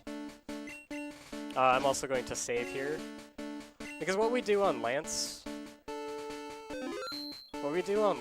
is, he leads with a Gyarados, and this Gyarados, because of good AI, Water-type move, etc., it's always going to use Hydro Pump. And Hydro Pump will kill you at full health. So you have to use an X special.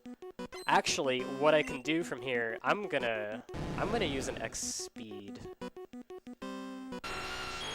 I'm going to use an X speed instead. The badge boost will help me increase my special just enough to survive this. This might actually put me in Red Bar.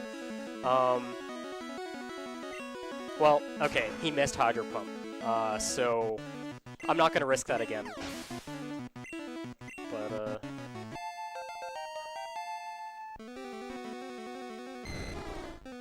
yeah, so now I need to use my X special so that Ice Beam will kill all of his dragons in one hit.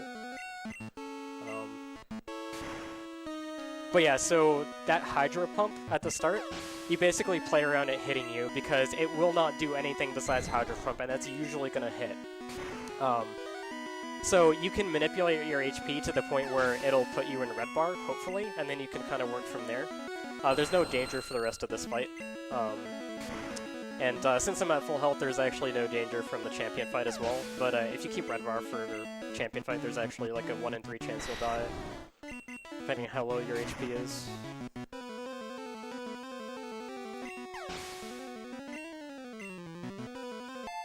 So I didn't really get to show off how the Red Bar works in that fight, because Hydro Pump completely missed.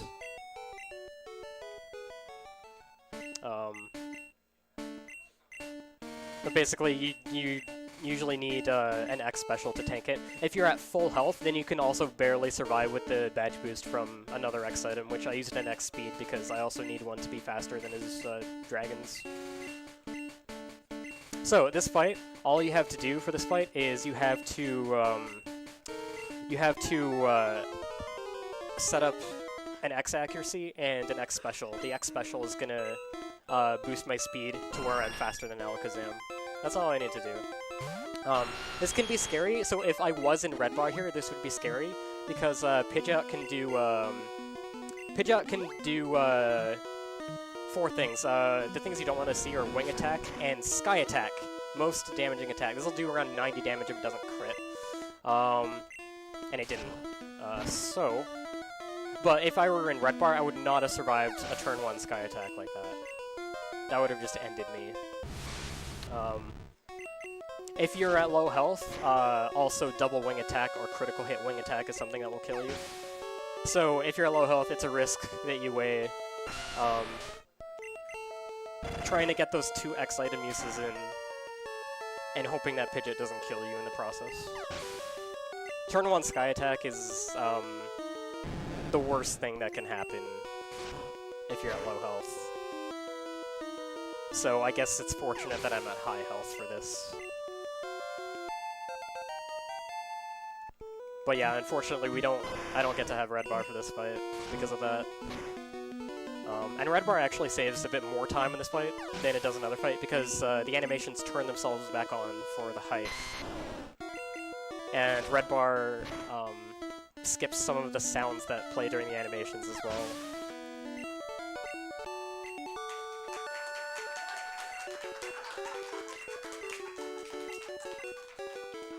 Alright, so time isn't over yet. We end time after the Hall of Fame cutscene because we wanted to keep it in accordance with what in-game time standards used to be, and we didn't want to punish old runs for depositing Pokemon on the PC, etc.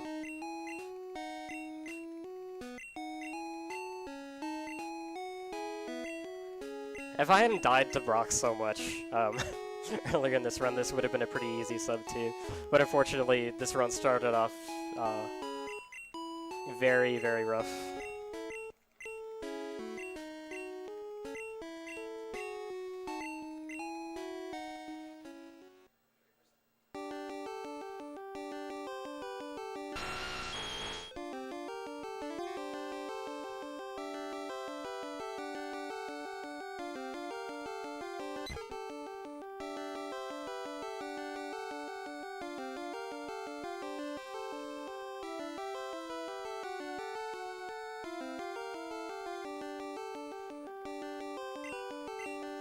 And time.